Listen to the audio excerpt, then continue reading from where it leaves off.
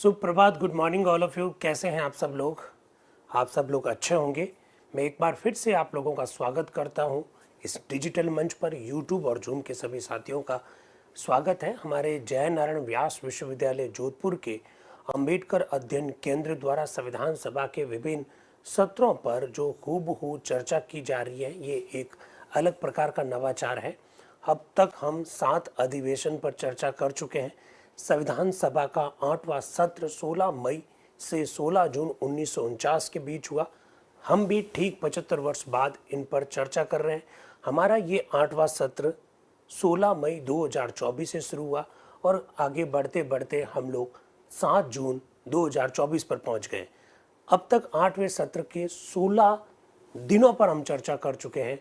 आज 17वां दिन है। एक बार फिर से मैं आपका स्वागत कर लेता हूं और बिल्कुल मेरा आप लोगों से ये निवेदन रहेगा कि आप बहुत सक्रियता से, बहुत गंभीरता से, बहुत धैर्य के साथ संविधान सभा के इन सत्रों पर जो हूबहू जो चर्चा की जा रही है उसको देखें। बड़ा आपको आनंद आने वाला है। आनंद इसलिए आने वाला है क्योंकि संविधान आपको जो दिखाई दे रहा है उसके पीछे हमारे संविधान निर्माताओं की बहुत बड़ी मेहनत है। संविधान निर्माताओं का बहुत बड़ा संघर्ष है और संघर्ष की ये कहानी हमारे लिए जानना जरूरी है। हमारा संविधान के विभिन्न अनुच्छेद क्या कहते हैं, उनको किस तरह से जोड़ा गया, उनको जोड़ने के पीछे क्या लॉजिक था, इसको समझने के लिए भी हमें संविधान सभा की इस बहस का सहारा लेना पड़ता है। मैंने कई बार इस मंच के माध्यम से कहा कि हमारा देश का सबसे बड़ा न्यायालय यानी सुप्रीम कोर्ट भी जब संविधान की व्याख्या करता है, जब इंटरप्रिटेशन ऑफ द कॉन्स्टिट्यूशन की जब जिम्मेदारी का निर्वहन करता है, तब वह भी इसी संविधान सभा की बहस को देखता है। मैंने आप लोगों को ये भी कहा कि 12-13 हज़ार पेजेस में सिमटी हुई ये बहस इस तरह से अगर आप पढ़ेंगे तो मेरे हिसाब से संविधान क्या कहता है वो सारी बात आपको समझ में आ जाएगी। तो एक बार फिर मैं यूट्यूब और जूम के साथियों का स्वागत कर लेता हूं और मेरे जो साथी यूट्यूब वाले कह रहे हैं कि जूम का लिंक दे दीजिए, तो बिल्कुल अगर इनकी इच्छा है तो जूम से जुड़ने की तो उनको जूम का लिंक दिया जा सकता है, कोई इशू नहीं है। 7 जून 1949 को संविधान सभा में क्या क्या हुआ उस पर चर्चा 7 जून 2024 को। कल मैंने आप लोगों से बातचीत करते हुए कहा था कि आप थोड़ा सा भारतीय संविधान का अनुच्छेद 214, 15, 16, 17, 18, 19, 20, 21, 22 ये थोड़ा पढ़कर आएंगे तो थोड़ा अच्छा लगेगा। संविधान के इन विभिन्न अनुच्छेदों की जोड़ने की जो कहानी है वो थोड़ी अच्छे ढंग से समझ में आएगी, ऐसा मैंने आप लोगों को कहा था और मैं बिल्कुल मान के चल रहा हूँ कि आपने ऐसा किया भी होगा। तो हम आज चलते हैं संविधान सभा के इस 8वें सत्र पर। 7 जून 1949 को उस दिन मंगलवार है। भारतीय संविधान के वाद विवाद की सरकारी रिपोर्ट और आप देख पा रहे हैं अनुच्छेद 193 से लगाकर 204 पर चर्चा की जा रही है। ये अनुच्छेद 193 से 204 जो अनुच्छेद है वो वर्तमान संविधान के नहीं है, ये मसौदा संविधान के हैं, प्रारूप संविधान के। ये बात भी आपको मालूम होनी चाहिए। सुबह 8 बजे मीटिंग स्टार्ट हो रही है, डॉक्टर राजेंद्र प्रसाद जी की अध्यक्षता में हो रही है। संविधान का प्रारूप अनुच्छेद 193 लाया जा रहा है। क्या कहता है जरा देखिएगा। कल हम अनुच्छेद 193 पर वाद विवाद कर रहे थे और अब हम उस अनुच्छेद पर बहस जारी रखेंगे। एक संशोधन पेश हुआ था पर बहुत से और संशोधन भी है, उन्हें अब हम लेंगे। संशोधन संख्या 2586, 2587, 2588, 2589 एक से हैं। इन संशोधनों में न्यायाधीशों की सेवानिवृत्ति अवधि का अलग अलग बात बता रखी है। एक और संशोधन 2592 डॉक्टर अंबेडकर के नाम से, जिनमें ये संशोधन आ जाते हैं, ऐसा अध्यक्ष आप कह रहे हैं।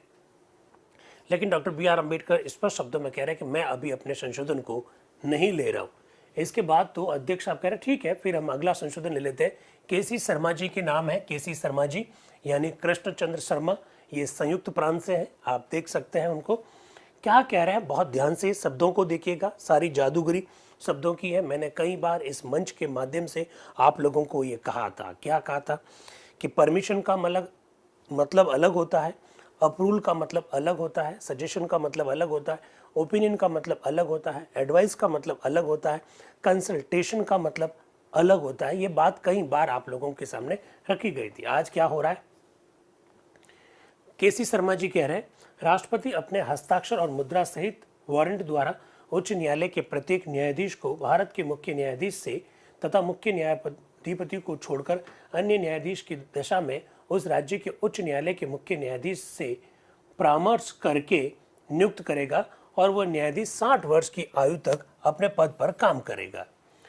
अकॉर्डिंग टू केसी शर्मा जी का जो अमेंडमेंट है that is related to appointment of the judges of the high courts. According to him, all the judges of the high court shall be appointed by the President of the India, consultation with the Chief Justice of India and consultation with the concerning Chief Justice of the state. ये उनका amendment है, परामर्श किया जाएगा। श्रीमान, उस अनुच्छेद में राज्यपाल से परामर्श करने की अतिरिक्त शर्त है जो आपने रखा है, मसौदा संविधान में जो रखा गया है उसमें आप कह रहे हैं कि हाई कोर्ट के जजेस की नियुक्ति राज्यपाल के परामर्श से की जाएगी।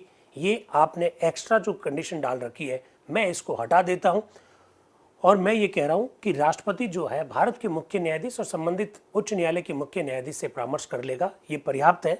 There is no need to consult with the concerning governor according to KC Sharma ji amendment. ये आपको समझने की आवश्यकता है।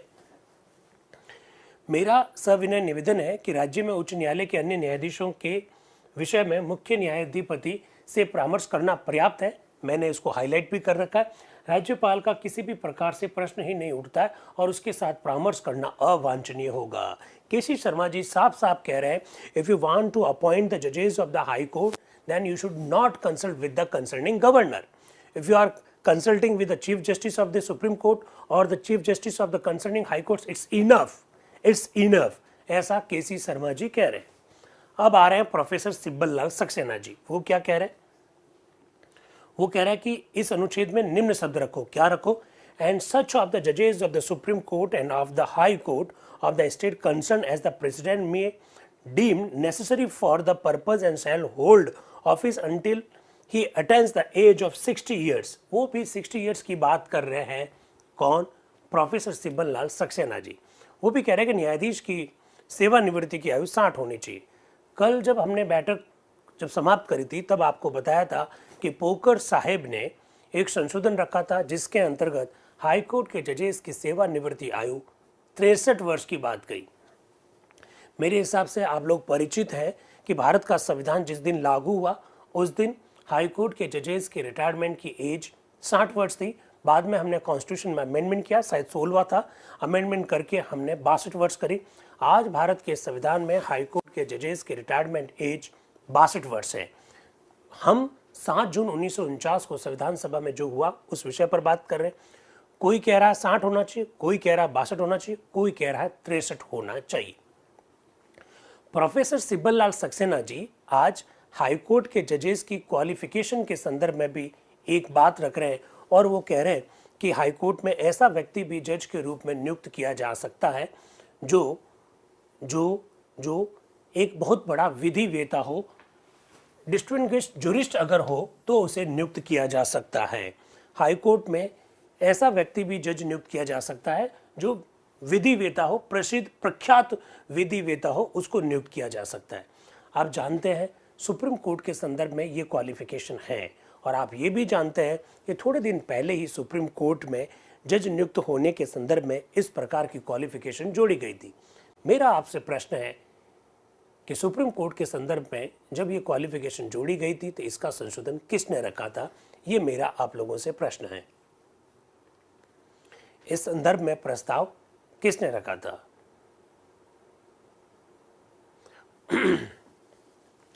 हाँ, मेरे एक भाई ने बिल्कुल ठीक बताया है, HV कामत, हरि विष्णु कामत साहब के प्रस्ताव पर सुप्रीम कोर्ट के जज के लिए एक क्वालिफिकेशन जोड़ी गई, प्रख्यात विधि वेता। प्रोफेसर सिब्बल लाल सक्सेना जी चाह रहे हैं कि ऐसी क्वालिफिकेशन हाई कोर्ट के जज के लिए भी होनी चाहिए। इज ए डिस्टिंग्विश्ड जुरिस्ट, प्रख्यात विधि वेता जैसी क्वालिफिकेशन हाई कोर्ट के जज के लिए भी होनी चाहिए, ऐसा प्रोफेसर सिब्बल लाल सक्सेना जी प्रस्ताव रख रहे हैं और साथ ही ये कह रहे हैं कि हाई कोर्ट के जज के लिए राज्यपाल से परामर्श करना उचित नहीं है। मेरा आपसे प्रश्न है कि आज के दिन ये भारत के संविधान में हाईकोर्ट के जज के लिए ये योग्यता उल्लेखित है या नहीं है, ये मेरा आप लोगों से प्रश्न है। आज के दिन हाईकोर्ट के जज के लिए इस प्रकार की क्वालिफिकेशन है या नहीं है, किस प्रकार की प्रख्यात विधि वेता वाली क्वालिफिकेशन है या नहीं है। मेरे भाई कह रहे हैं हाँ है, एक कह रहे हैं नहीं है, एक कह रहे हैं हाँ है और एक कह रहे हैं नहीं है। एक बहन भी कह रही है नहीं है, फिर हाँ ना चल रहा है। It should be very clear, ये क्वालिफिकेशन हाई कोर्ट के जज के लिए नहीं है। इट्स ओनली फॉर द जज ऑफ द सुप्रीम कोर्ट। ये नहीं है, ये ध्यान रखिएगा। ये इस प्रकार की क्वालिफिकेशन हाई कोर्ट के जज के लिए नहीं है, केवल सुप्रीम कोर्ट के लिए है। ये भी मालूम रखना चाहिए। इसके बाद में प्रोफेसर केटी साहा जो कि बिहार से हैं, वो क्या कह रहे हैं, उनका संशोधन है 2596। लेकिन मैं आपको एक बहुत महत्वपूर्ण बात बताना चाह रहा हूं। आप ये देख सकते हैं, देखिए जरा, 2591, 2593, 2594, 2595 ये संशोधन पेश ही नहीं किए गए। यानी 1, 2, 3 और 4 संशोधन पेश नहीं किए गए। इन सब बातों को समझने की आवश्यकता है। आपको बार बार इस मंच से बताया गया कि 7635 संशोधनों की सूचना दी गई थी कि वो संविधान सभा में रखे जाएंगे, लेकिन लगभग 2500 के करीब संशोधन रखे गए, यानी 1/3 संशोधन रखे गए। आप लगातार देख सकते हैं कि देखिए किस तरह के संशोधन नहीं रखे जा रहे। केटी शाह के नाम से संशोधन है 2596। वो कह रहे हैं इस मामले पर पहले ही बहस हो चुकी है और उस समय ये अस्वीकृत हो गया, तो क्या मैं अब भी उसको पेश कर सकता हूं? तो अध्यक्ष साहब कह रहे हैं मैं नहीं समझता हूं कि उसको दोहराने से कोई लाभ होगा, इसलिए प्रोफेसर केटी शाह ने भी 2596 से संशोधन है वो नहीं रखा। इसके बाद में आप देखिए लिस्ट 2597, 2598, 2586, 2599, 2600, 2601, 2602 ये संशोधन भी पेश नहीं किए गए। तो 1, 2, 3, 4, 5, 6, 7, 8, 9, 10, 11 और 12 एक साथ 12 संशोधन पेश नहीं किए जा रहे हैं, जिनकी सूचना थी, जिनके बारे में ये कहा गया था रखे जाएंगे, लेकिन नहीं रखे गए। और टीटी कृष्णमाचारी जी संविधान सभा की प्रारूप समिति के एक मेंबर है, मद्रास के हैं। वो क्या कह रहे हैं, श्रीमान मैं संशोधन संख्या 2603 को औपचारिक रूप से पेश करता हूं। वो क्या है देख लीजिएगा। वो शब्दों को चेंजेस करना चाहते हैं और such higher age not exceeding 65 years as may be fixed in this behalf by law of the legislature of the state, ये शब्द निकाल दिया जाए। अब आप देखिए, इसको बड़ा समझिएगा। मसौदा समिति ने जो संविधान का मसौदा तैयार किया उसमें लिखा हुआ था कि भाई 65 वर्ष से अधिक सेवानिवृत्ति की आयु नहीं होगी, और जैसा कि राज्य का विधानमंडल कानून बनाकर तय करेगा। इसका मतलब ये हुआ, बहुत ध्यान से सुनिए, बहुत ही महत्वपूर्ण बात बताना चाह रहे हैं। मसौदा समिति ने जो मसौदा तैयार किया उसमें हाईकोर्ट के जजेस की सेवानिवृत्ति आयु न केवल 65 वर्ष उल्लेखित है, बल्कि इस आयु में बदलाव करने की जो जिम्मेदारी है 65 रखनी है, 63 रखनी है, 62 रखनी है, लेकिन 65 अधिकतम होगी। 62, 61, 60 रखना है वो आप राज्य का विधानमंडल तय करेगा। आप जानते हैं कि वर्तमान जो संविधान है उसके तहत हाईकोर्ट के जजेस की सेवानिवृत्ति आयु संविधान में संशोधन करके चेंज की जा सकती है, और संविधान में संशोधन करने की पावर पार्लियामेंट के पास है। आप इस बात को अच्छी तरह से जानते हैं। लेकिन मसौदा समिति में कुछ इस प्रकार का प्रस्ताव रखा गया था, और ऐसा टीटी कृष्णमाचारी जी कह रहे हैं कि ये जो लैंग्वेज है अब ये हटा दीजिए। इसका सीधा सा मतलब ये है कि जिस प्रकार की बात मसौदा समिति इनिशियल स्टेज में रखना चाह रही थी, धीरे धीरे वो बातें हट रही हैं।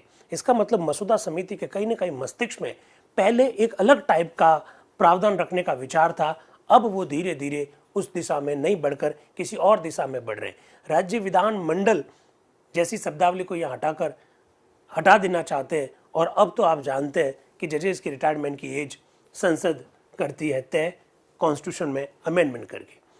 अब प्रोफेसर सिब्बल लाल सक्सेना जी एक संशोधन और लेकर आए हैं।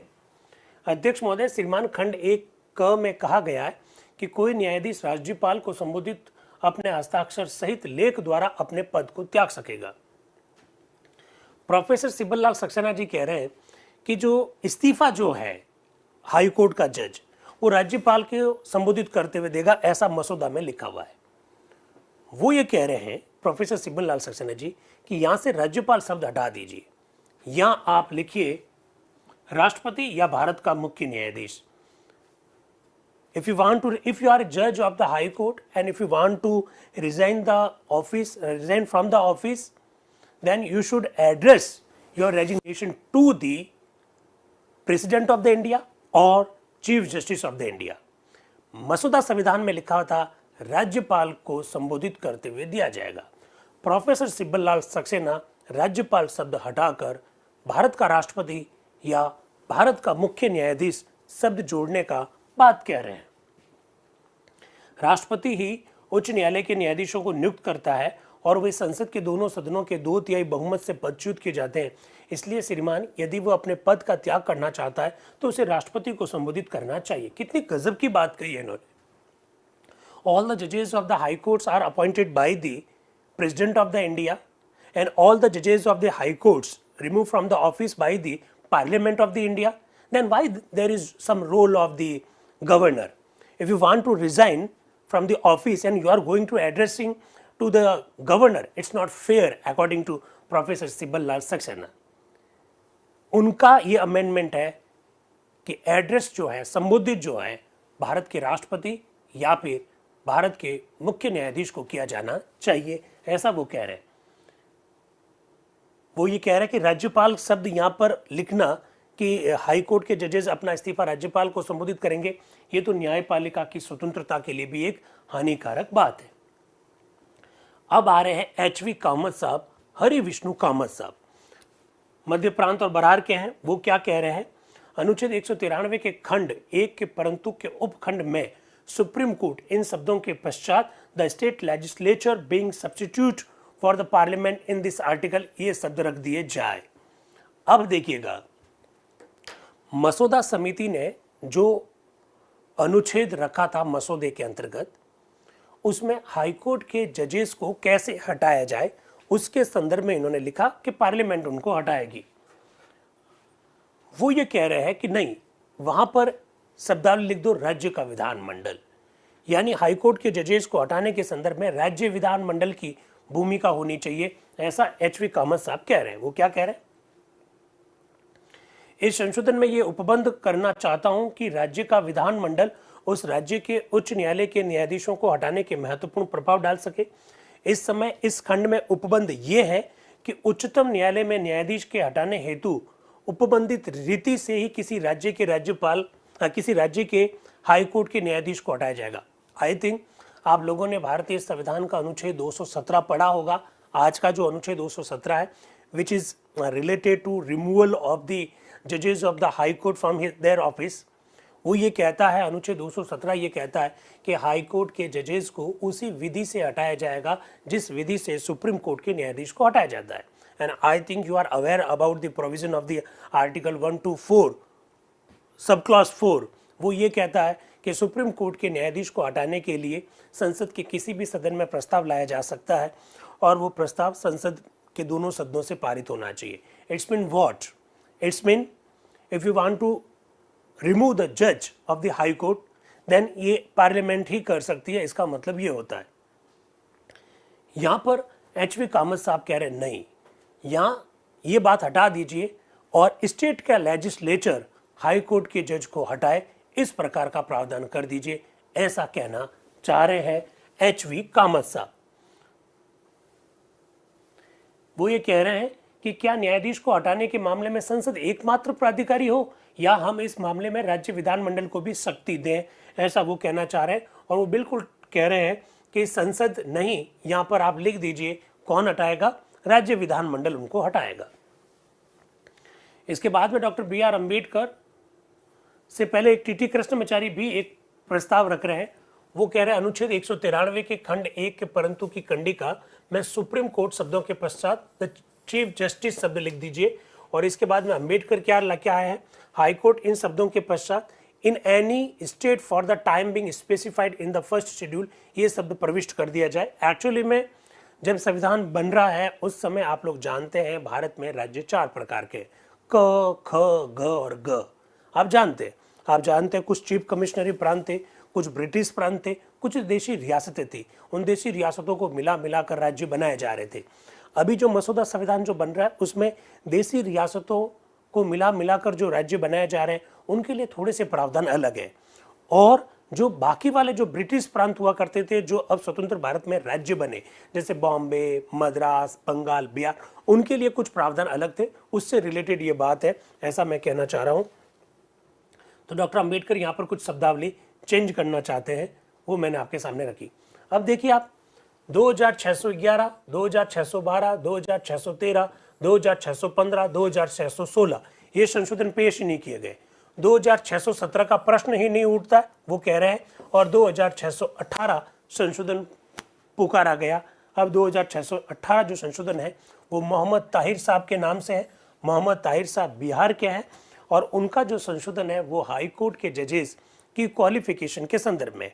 अगर आपने भारतीय संविधान का अनुच्छेद 217 देखा है तो आप जानते हैं हाई कोर्ट में अगर आप जज बनना चाहते हो तो आपको भारत का नागरिक होना चाहिए, या फिर किसी हाई कोर्ट में पिछले 10 वर्षों से अगर आप एज ए एडवोकेट प्रैक्टिस करते हैं तो you are eligible for the judgeship in the high Court, आपने पढ़ा है।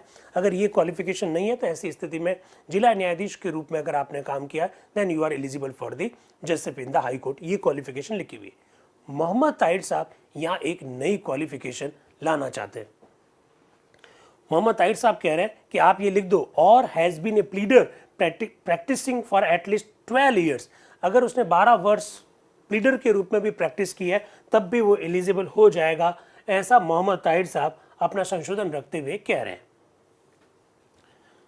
एक मेरे भाई प्रश्न पूछ रहे हैं, supreme court, high court, CAG, CEI chief election commissioner of India या चीफ एंड स्टेट ईसी सभी एक ही प्रक्रिया से हटते हैं।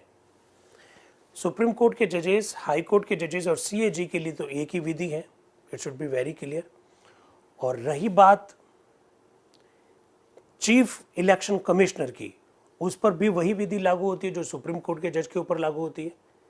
लेकिन इलेक्शन कमिश्नर, आप जानते हैं चुनाव आयोग में एक मुख्य निर्वाचन आयुक्त के अलावा 2 अन्य निर्वाचन आयुक्त भी होते हैं। अन्य निर्वाचन आयुक्तों को मुख्य निर्वाचन आयुक्त की सिफारिश पर राष्ट्रपति द्वारा हटाया जाता है, तो उसके लिए थोड़ा सा लेंगे। स्टेट इलेक्शन कमीशन के लिए साफ साफ शब्दों में लिखा हुआ है कॉन्स्टिट्यूशन के आर्टिकल 243 के में कि स्टेट इलेक्शन कमिश्नर उसी विधि से हटाया जाएगा जिस विधि से हाई कोर्ट के जज को हटाया जाता है। ये बात बिल्कुल ठीक है। अब देखिए, तो मैंने आपके सामने रखा कि प्लीडर 12 साल से अगर वो प्लीडर के रूप में प्रैक्टिस कर रहा है तो भी उसे जजशिप के लिए एलिजिबल कीजिए। मोहम्मद ताहिर साहब ऐसी क्वालिफिकेशन जोड़ना चाहते हैं। अब सारे संशोधन रखे जा चुके हैं, अब सामान्य वाद विवाद होगा, और पीएस देशमुख साहब पहले आ रहे हैं जो मध्य प्रांत और बरार के हैं। श्रीमान उच्च न्यायालय के न्यायाधीशों की नियुक्ति राष्ट्रपति पर छोड़ दी गई है, और भारत के मुख्य न्यायाधिपति और राज्य के राज्यपाल से केवल परामर्श करने का प्रावधान किया गया। मैं सर्वथा सहमत हूं कि न्यायपालिका की स्वतंत्रता के लिए न्यायाधीशों को नियुक्त करने वाले प्राधिकारी यथासंभव उच्चतम होने चाहिए, किंतु मुझे अधिक अच्छा लगता यदि राष्ट्रपति, प्रधानमंत्री और राज्यपाल दोनों की मंत्रणा पर कार्य करते।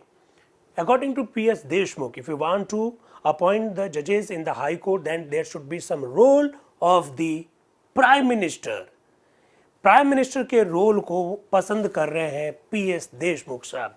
हालांकि इट्स नॉट ए फॉर्मल, कोई प्रस्ताव नहीं है संशोधन का, ये केवल एक स्पीच दी जा रही है। जैसा मैंने बार बार आपको कहा, एक अनुच्छेद मसौदा समिति के द्वारा रखा जाता, उस अनुच्छेद के ऊपर संशोधन आते, संशोधन के बाद में सामान्य वाद विवाद होता, और सामान्य वाद विवाद के बाद मसौदा समिति उसका जवाब देती। अधिकांश समय ये जवाब डॉक्टर अंबेडकर देते, लेकिन कई बार अल्लादी कृष्ण स्वामी अय्यर, टी कृष्णमाचार्य जी, के.एम. मुंशी जी और गोपाला स्वामी आयंगर भी आपको जवाब देते हुए दिखाई देंगे। नाउ ये जनरल डिस्कशन चल रहा है। क्या हो रहा है? पीएस देशमुख साहब, मेरे यूट्यूब की एक बहन कह रही है सर हाथ से लिखकर पढ़ाएं, पीडीएफ से नहीं। बेटा ये पढ़ाना नहीं हो रहा है, इट्स नॉट ए पढ़ाना। हम संविधान सभा की जो बहस है उस पर हूबहू चर्चा कर रहे हैं। संविधान सभा में क्या हुआ उस पर हम चर्चा कर रहे हैं, ये पढ़ाना नहीं है। It's not a teaching, it's a workshop. When we are using a word workshop, it's mean what? Workshop मतलब कुछ क्वेश्चंस आपके होंगे, कुछ बातें मैं रखूंगा, कुछ क्वेश्चंस आप पूछेंगे, मैं उसका जवाब देने की कोशिश करूंगा। That is workshop, it's not a teaching, it's not a teaching.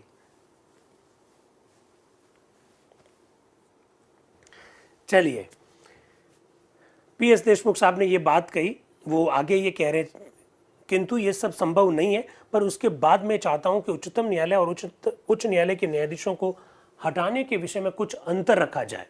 PS Deshmukh साहब कह रहे हैं कि प्राइम मिनिस्टर का रोल अगर होता तो ये अच्छी बात होती, लेकिन ये संभव नहीं है। लेकिन वो आगे एक बहुत महत्वपूर्ण बात कह रहे हैं, वो कह रहे हैं there should be some differences between Supreme Court judges and High Court judges. If you want to remove the judges of the Supreme Court और द हाई कोर्ट्स, दोनों में थोड़ा थोड़ा अंतर होना चाहिए।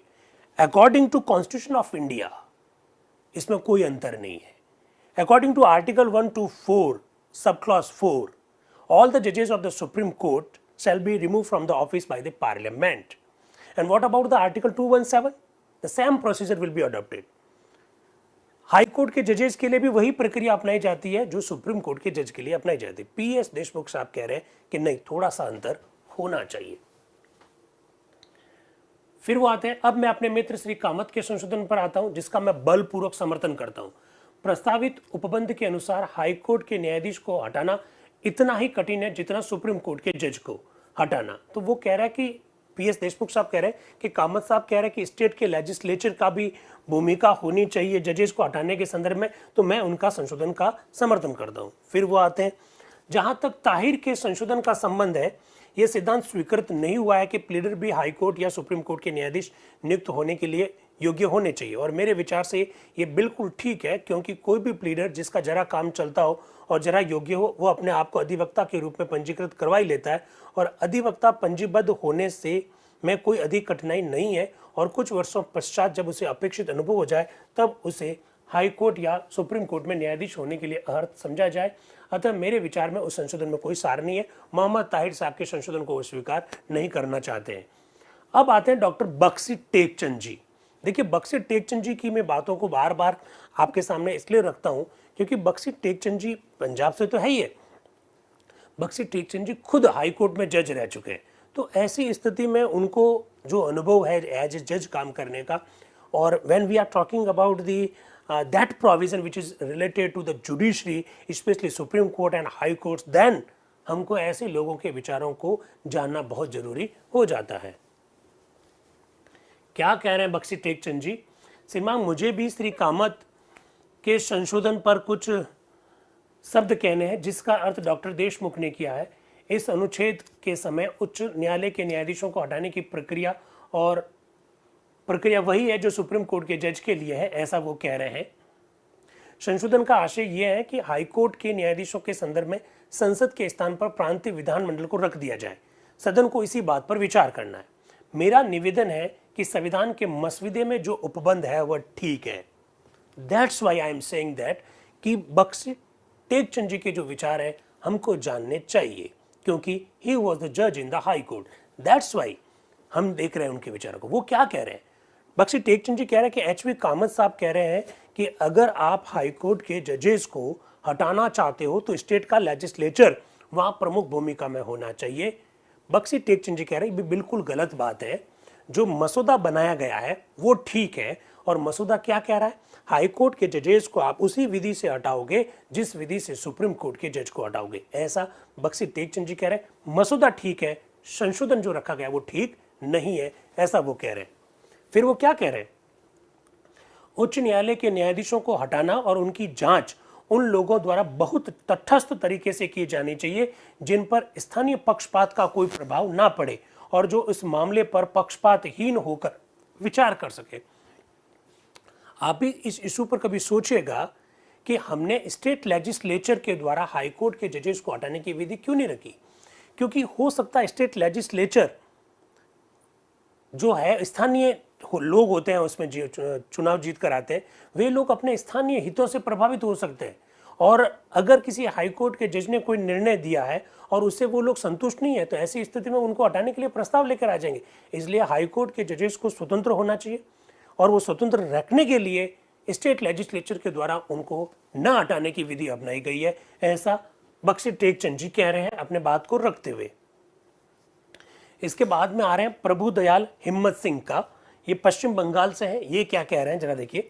अध्यक्ष महोदय, मैं श्री HV कामत द्वारा प्रस्तावित संशोधन का विरोध करना चाहता हूं, जिसके द्वारा वे उच्च न्यायालय के न्यायाधीश को हटाना संविधान के मसौदे से उपबंधित तरीके को अधिक सरल बनाना चाहते हैं। ऐसा करना और उच्च न्यायालय के न्यायाधीश को हटाने की शक्ति राज्य विधानमंडल को देना बहुत जोखिम की बात होगी। प्रभुदयाल हिम्मत सिंह का, he was from West Bengal, वो भी यही कह रहे हैं कि नो, स्टेट लेजिस्लेचर को मत दीजिए, स्टेट लेजिस्लेचर को देना बहुत जोखिम का काम है, ऐसा वो कह रहे हैं। इसके बाद में वो HV कामत साहब के संशोधन का विरोध करते हैं। इसके बाद में डॉक्टर PK सेन साहब, जो कि बिहार के हैं, वो क्या कह रहे हैं। अध्यक्ष महोदय, मुझे अनुच्छेद 193 के उपबंध पर वाद विवाद में भाग लेने का जो अवसर मिला उसके लिए मैं आपका आभारी हूं। इस प्रकार के अन्य अनुच्छेदों के संदर्भ में मैंने बहुत से संशोधनों की सूचना दी थी, किंतु उन्हें मैं पेश नहीं कर रहा हूं। मैं अनुभव करता हूं कि अनुच्छेद 193 के उपबंधों पर विचार करने में कई बातें आ जाती हैं, इसलिए उन्होंने कहा कि मैंने अपने अमेंडमेंट नहीं रखे हैं, ऐसा PK सेन साहब कह रहे हैं। और कि मैं जो अमेंडमेंट रखना चाह रहा था और इस विषय पर जो अमेंडमेंट आया उस संदर्भ में कई सारी बातें मेरी इन्वॉल्व हो जाती है। अब आते हैं श्री KM मुंशी जी, कन्हैयालाल माणिकलाल मुंशी जी। मैंने आपको कहा संविधान सभा की एक बहुत एक्टिव सदस्य और प्रारूप समिति की भी एक मेंबर है। मैंने आप लोगों को यह भी कहा कि एक बार प्रश्न पूछ लिया गया कि संविधान सभा में जो प्रारूप समिति, उसमें एकमात्र कांग्रेसी सदस्य कौन। मैंने कहा प्रश्न की भाषा ठीक नहीं है, क्योंकि मोहम्मद सादुल्ला को छोड़कर प्रारूप समिति में जो भी मेंबर्स थे वो सब कांग्रेस से ही जुड़े हुए थे, कांग्रेस की टिकट से आए थे।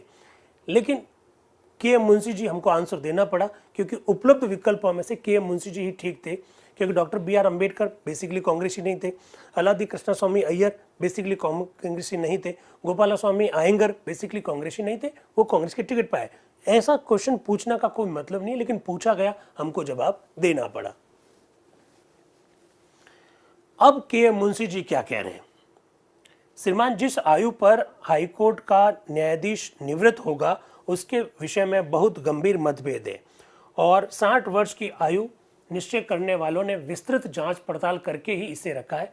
मेरा निवेदन है कि मसौदा समिति ने जो तैयार किया है उसे स्वीकार कर लिया जाए। Because KM Munshi ji was also member of the drafting committee and according to him मसौदा समिति ने 60 साल बहुत सोच समझकर, बहुत जांच पड़ताल करके तय किया, इसलिए प्लीज इसको एक्सेप्ट कर लीजिए, ऐसा KM मुंशी जी कह रहे हैं। आगे क्या कह रहे हैं। सर्वप्रथम हमें व्यक्तिगत रूप में न्यायाधीशों को नहीं वरन समस्त न्यायपालिका के दृष्टिकोण पर विचार करना चाहिए और उसकी स्वतंत्रता के प्रश्न पर विचार करना चाहिए, जिसे बनाए रखने और जिसकी रक्षा करने के लिए हम इतने उत्सुक हैं। पहली बात यह है कि हाईकोर्ट के न्यायाधीशों की आयु सीमा 60 वर्ष रखी गई है। विद्यमान अनुच्छेद में अधिक आयु का, जो कि 65 वर्ष से अधिक नहीं होगी, उपबंध हटाना होगा। ऐसा इसलिए किया गया, यह सिद्धांत गलत है कि हाईकोर्ट का न्यायाधीश उस अवधि को बढ़ाने के लिए प्रयत्न कर सके अथवा 62 या 65 वर्ष की आयु उनकी पदावधि को बढ़ाना विधानमंडल की इच्छा पर निर्भर है। अभी थोड़ी देर पहले ये बात कही गई थी कि भाई 65 वर्ष अधिकतम उनकी आयु हो जाए और 62 रखना है, 60 रखना है, 58 रखना है, 55 रखना है, ये स्टेट के लेजिस्लेचर पर छोड़ दिया जाए। KM मुंशी जी कह रहे बिल्कुल ये ठीक नहीं है, इससे तो हाईकोर्ट का जज विधानमंडल पर निर्भर हो जाएगा, ऐसा वो कहना चाह रहे हैं।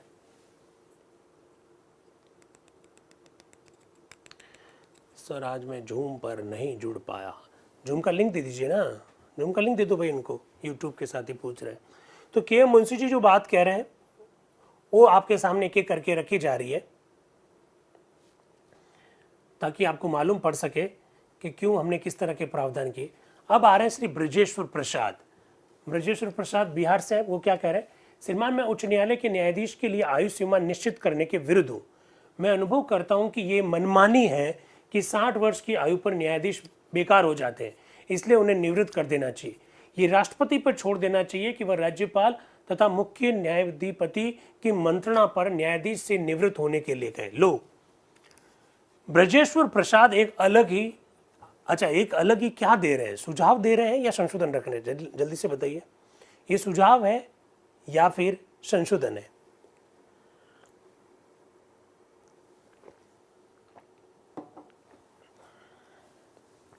ये सुझाव है, बिल्कुल सही बात है, क्योंकि सारे संशोधन तो रखे जा चुके हैं।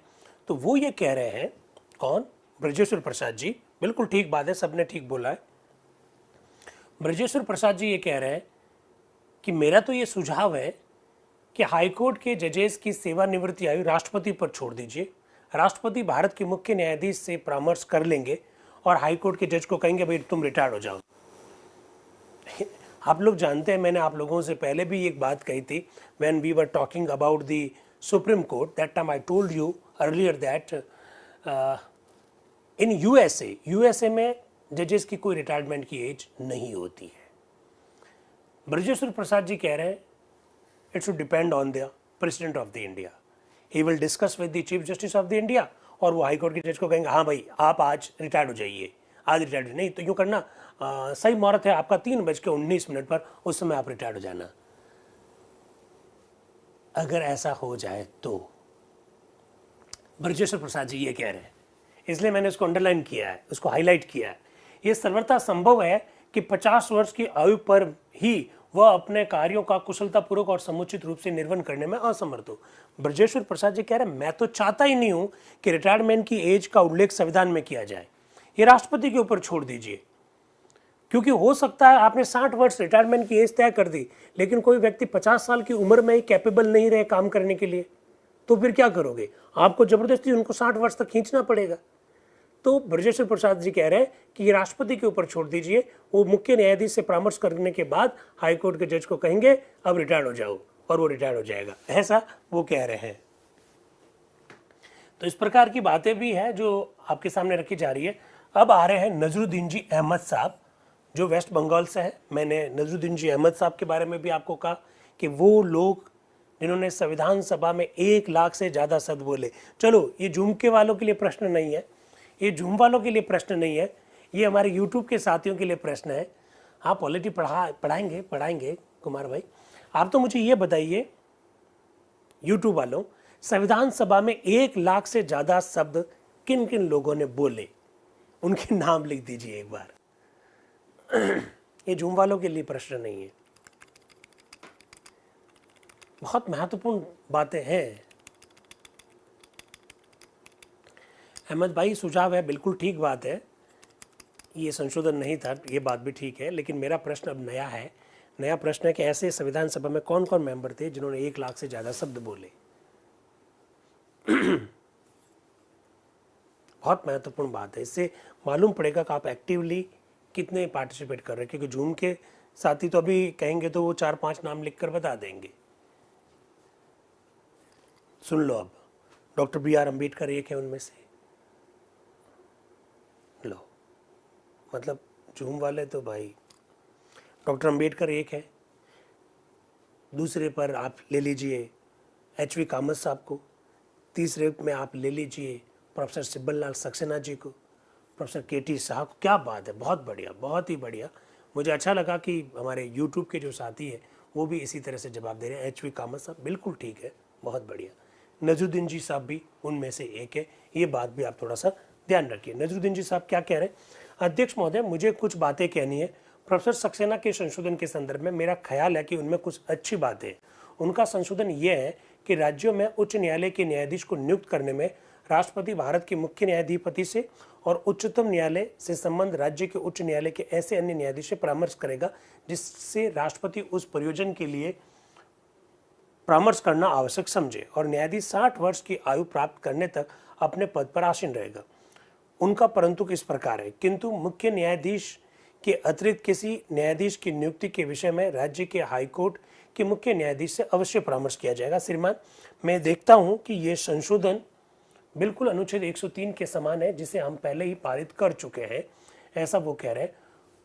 कौन कह रहे हैं? नजरुद्दीन जी साहब कह रहे हैं। फिर वो कह रहे हैं कि एक सुविख्यात विधि वेता भी हाईकोर्ट में न्यायाधीश नियुक्त हो सकता है। ये संशोधन है प्रोफेसर सिब्बल लाल सक्सेना का। उस संदर्भ में वो ये कह रहे हैं, वो कह रहे हैं कि हमने सुप्रीम कोर्ट में इसी प्रकार की बात को स्वीकार किया है, तो अतः प्रोफेसर सक्सेना का जो संशोधन है वो उसी से संबंधित है, इसलिए इसको हम हाई कोर्ट में भी अपनाया जा सकता है। 60 वर्ष की आयु पर अनिवार्य निवृत्ति के संदर्भ में मेरा ख्याल है ये बहुत अच्छी बात नहीं होगी। मेरे विचार में हमारे देश के लोगों की आयु और कार्य करने की आयु बढ़ जाएगी। वो ऐसा कह रहे हैं कि जजेस के लिए आप 60 वर्ष की रिटायरमेंट एज मत रखो। जैसे जैसे हमारे देश में स्थितियाँ बदलेगी, लोगों की काम करने की जो आयु है और ज़्यादा बढ़ जाएगी, तो ऐसी स्थिति में आप 60 वर्ष मत रखिए, ऐसा वो कह रहे हैं। फिर आ रहे हैं HV पातस्कर, ये बंबई से हैं। श्रीमान, मैं हाईकोर्ट के न्यायाधीशों की सेवानिवृत्ति आयु सीमा निश्चित करने के विषय में कुछ बात कहना चाहता हूँ। अनुच्छेद 193 के मसौदे में ये आयु 60 पर निश्चित की गई, किंतु उसमें एक और उपबंध था कि न्यायाधीश अधिक आयु तक भी पद धारण कर सकता है, जो कि 65 वर्ष से अधिक ना हो। ऐसा अभी मैंने थोड़ी देर पहले कहा था कि मसौदे संविधान में ये लिखा होता है कि 65 वर्ष तक काम करे, वो 65 वर्ष अधिकतम हो सकता है, और बाकी जो 60 रखना, 62 रखना, 63 रखना, वो राज्य विधानमंडल तय करेगा, लेकिन 65 अधिकतम होगा। उसी के बारे में कह रहे हैं। अब सामान्यतः ये ख्याल मालूम होता है कि ये बाद का भाग इस अनुच्छेद में से हटा दिया जाए। अब जान रहे हैं कि अभी थोड़े समय पहले ही चर्चा में आया था कि ये जो राज्य विधानमंडल पर सेवानिवृत्ति की आयु वाली जो बात है उसको हटा दिया जाएगा, और सबकी सहमति इस पर केंद्रित हो गई, प्रतीत होती है कि आयु सीमा 60 वर्ष कर देनी चाहिए, ऐसा वो कह रहे हैं। तो ये सब बातें चर्चा में आई थी। अभी बार बार हम लोग कभी कभी देखते हैं कि चर्चा होती है इस विषय को लेकर के हाईकोर्ट के न्यायाधीशों की सेवानिवृत्ति हमने बढ़ाकर, आयु बढ़ाकर 60 से 62 करी, तो क्यों ना 62 से हम 65 कर दें, और सुप्रीम कोर्ट के जजेस की सेवानिवृत्ति की आयु बढ़ाकर 65 से क्यों ना 68 या 70 कर दें। इस प्रकार की चर्चा चलती रहती है। संविधान सभा में उन पर घंटों तक चर्चा हुई। संविधान सभा में इनके ऊपर कई सारे संशोधन रखे गए थे, उसी को हम बताने की कोशिश कर रहे हैं। हाँ बिल्कुल, मेरा भाई सही कह रहा है कि अगर ये राज्य विधानमंडल पे छोड़ देते तो हर राज्य में अलग अलग होता, इसमें कोई दो राय नहीं है। बिहार कुछ अलग रखता, चंद्रबाबू नायडू कुछ अलग रखते हैं, नीतीश बाबू कुछ अलग रखते, और नीतीश बाबू कहते थे 62 साल है सुबह, और दोपहर में कहते हैं कि नहीं 60 साल है, और शाम को कहते हैं कि नहीं 58 साल है, और रात्रि में कहते हैं नहीं 68 साल है। हाँ, ऐसा पॉसिबल है ना?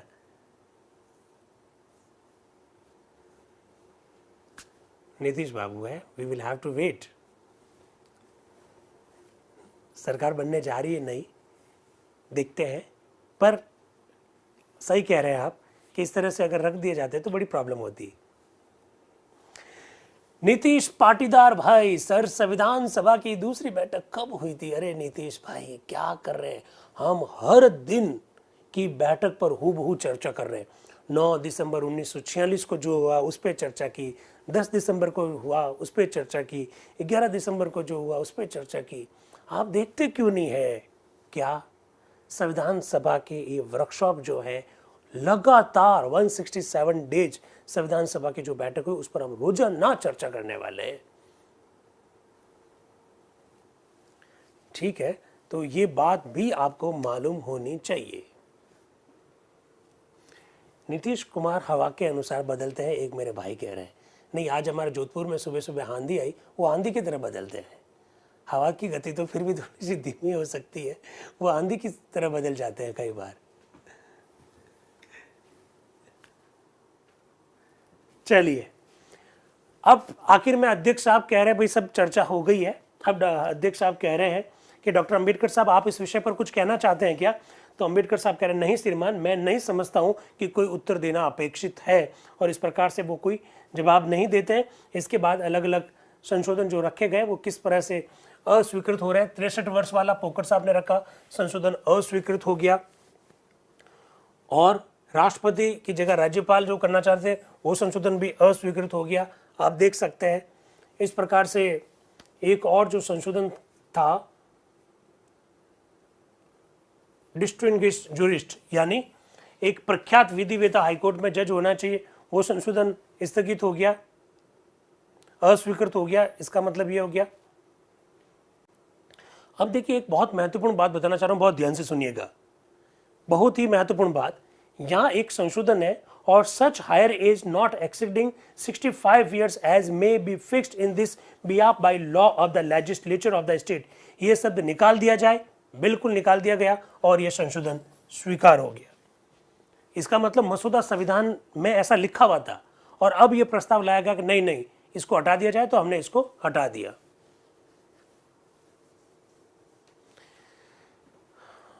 अब तक जितने भी वर्कशॉप आयोजित की जा चुकी है उनके लिंक भी हमको व्हाट्सएप पर सेंड करें।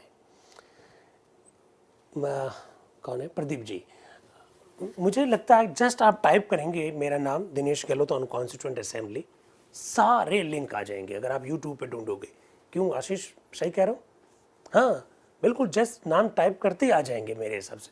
मैं तो खुद ऐसा ही ढूंढता हूँ, तो आप ऐसा करिएगा, आ जाएंगे। चलिए, तो ये जिस तरह से रखे जा रहे हैं और इसके बाद में जिस तरह से स्वीकृत हो रहे हैं, ये भी आप देख सकते हैं कि करके। और इस प्रकार से अनुच्छेद 193 जो कि आज का जो अनुच्छेद 217 218 में जो प्रोविजन है वो अस्तित्व में आ रहा है, आप देख लीजिए।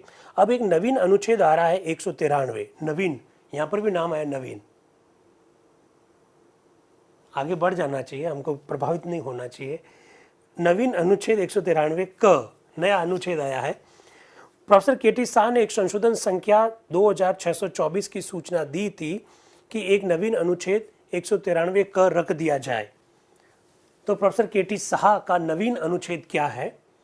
कोई व्यक्ति जो 5 वर्ष तक लगातार उच्चतम न्यायालय अथवा फेडरल न्यायालय यानी फेडरल कोर्ट अथवा किसी हाई कोर्ट में न्यायाधीश रह चुका हो, भारत सरकार अथवा राज्य सरकार के अधीन किसी पद पर नियुक्त नहीं किया जाएगा, जिसमें राजदूत, मंत्री और कई सारे पद। प्रोफेसर केटी शाह आज एक संशोधन लेकर आए। इफ यू आर ए जज इन the high court, if you are ए जज इन द सुप्रीम कोर्ट, और वो भी 5 वर्ष के लिए, अगर आप 5 वर्ष सुप्रीम कोर्ट में या हाई कोर्ट में न्यायाधीश रह चुके हैं, आफ्टर द रिटायरमेंट आप भारत सरकार या किसी भी राज्य सरकार के अधीन कोई लाभ का पद नहीं लेंगे। इसके अलावा नाम भी लिख दिया कि राजदूत का पद नहीं लेंगे, मंत्री भी नहीं बनेंगे। देखिए मंत्री, आप जानते हैं इसी बार की लोकसभा में, ये जो लोकसभा बनी, इसी लोकसभा में वेस्ट बंगाल हाई कोर्ट के जज साहब ने इस्तीफा देकर चुनाव लड़ा, आप जानते हैं अच्छी तरह से। तो वो ये कह रहे हैं कि मंत्री भी नहीं बनना चाहिए, राजदूत भी नहीं बनना चाहिए, हाई कमिश्नर भी नहीं बनाना चाहिए, ये वाणिज्य आयुक्त भी नहीं बनाइए, वाणिज्य दूत भी मत बनाइए। ये सब बातें कौन कह रहे हैं? प्रोफेसर केटी शाह कह रहे हैं आफ्टर द रिटायरमेंट। लेकिन 5 साल जज रहना चाहिए। 5 साल जज रहा है और फिर रिटायर्ड हो गया, कम से कम 5 साल, ऐसा प्रोफेसर केटी शाह लेकर आए हैं।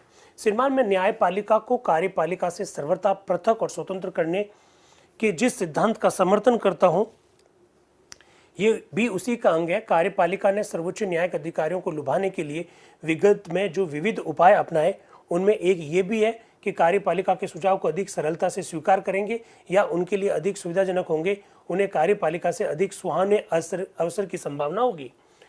प्रोफेसर केटी शाह कह रहे हैं कि कार्यपालिका जजेस को लालच दे सकती है, आफ्टर रिटायरमेंट हम आपको ये पद देंगे, फिलहाल आप हमारे पक्ष में निर्णय दे दीजिए।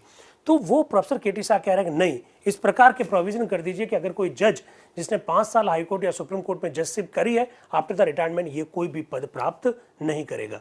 हाँ, एक मेरे प्रश्न पूछा कि अगर 2-3 साल हो, तो बहुत महत्वपूर्ण बात आपने उठाई है, इसलिए मैं बार बार 5 साल की बात का उल्लेख कर रहा हूँ। 5 साल एक अच्छा पीरियड होता है। 2-2.5 साल ही अगर किसी ने काम किया है और फिर आप उसको इस तरह के पद प्राप्त करने से रोक देंगे, ऐसा प्रोफेसर केटी शाह कहना चाह रहे हैं, तो ठीक बात नहीं। काम ही 2-2.5 साल 3 साल किया है और फिर आप रोक दोगे तो उसका तो जीवन ही 17-80 साल का होता है, उसमें से 2 वर्ष उसने जज के रूप में बिता दिए, अब आप कह रहे हो इस तरह के पद नहीं देंगे, तो ये मत करिए। तो कह रहे कम से कम 5 साल काम करता है तब उसको ये पद नहीं दिए जाने चाहिए, ऐसा प्रोफेसर केटी शाह कह रहे हैं। और उसके पीछे जो बात है वो रखना चाह रहे हैं कि भाई कार्यपालिका से स्वतंत्र रहेगी न्यायपालिका, वो किसी भी तरह के दबाव में नहीं आएगी, ऐसा वो कहना चाह रहे हैं। एचवी कामत साहब क्या कह रहे हैं? अध्यक्ष महोदय, मैं उस संशोधन का समर्थन करना चाहता हूं जो मेरे मित्र प्रोफेसर शाह ने अभी सदन के समक्ष रखा। कौन सा? वही रिटायरमेंट वाला। रिटायरमेंट के बाद में भारत सरकार या किसी भी सरकार के अधीन में कोई पद नहीं दिया जाना चाहिए।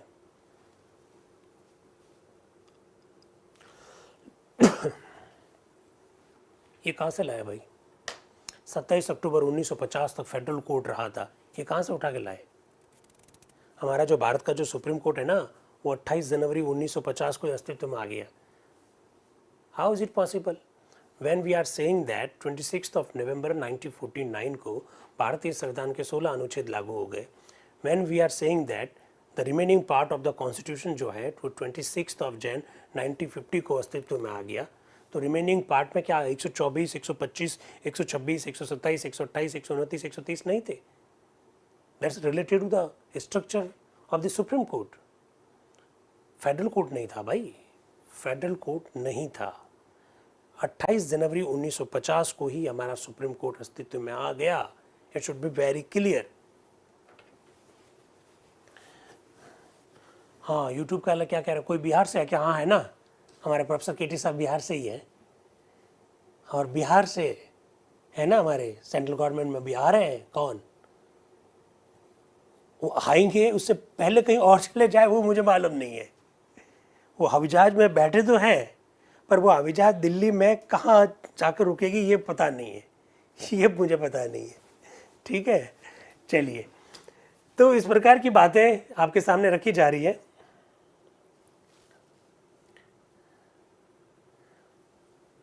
प्रोफेसर सिब्बल लाल सक्सेना जी क्या विचार कर रहे हैं वो भी देख लीजिएगा। श्रीमान, मेरा भी ख्याल है कि प्रोफेसर शाह द्वारा प्रस्तावित संशोधन पर हमें ध्यान से विचार करना चाहिए। कुछ लोग कह सकते हैं कि इस समय इस देश में योग्य व्यक्तियों की कमी है, और यदि हम ये उपबंध कर देंगे तो शायद इन उच्च पदों पर नियुक्ति के लिए व्यक्तियों का अभाव हो जाएगा। किंतु यहाँ हम इस देश के भविष्य के लिए संविधान का निर्माण कर रहे हैं, और ये केवल सीमित काल के लिए नहीं होगा किंतु बहुत लंबे समय तक चलेगा, और इसलिए इस प्रकार का उपबंध हमारे विचार के योग्य है, ऐसा प्रोफेसर सिब्बल लाल सक्सेना जी कह रहे हैं।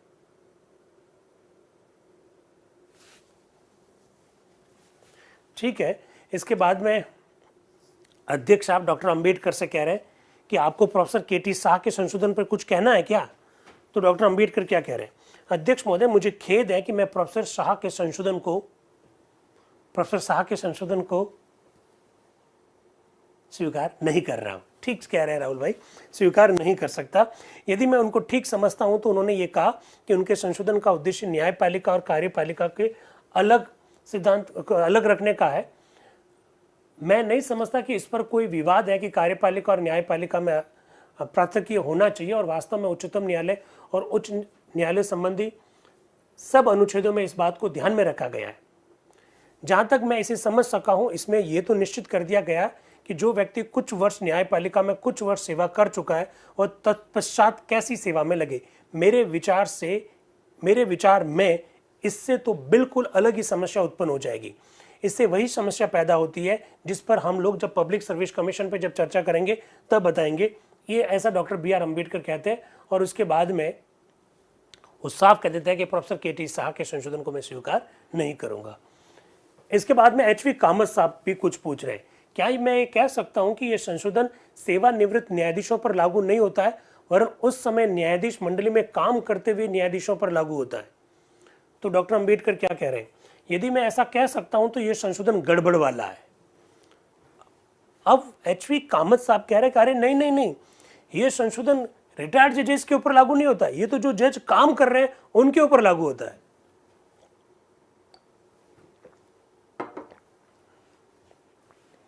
तब डॉक्टर अंबेडकर क्या कह रहे हैं, अगर ऐसी बात है तो फिर तो और भी गड़बड़ है। उसमें लिखा हुआ वह उस व्यक्ति पर लागू होगा जो लगातार 5 वर्ष की कालावधि के लिए सेवा कर चुका है।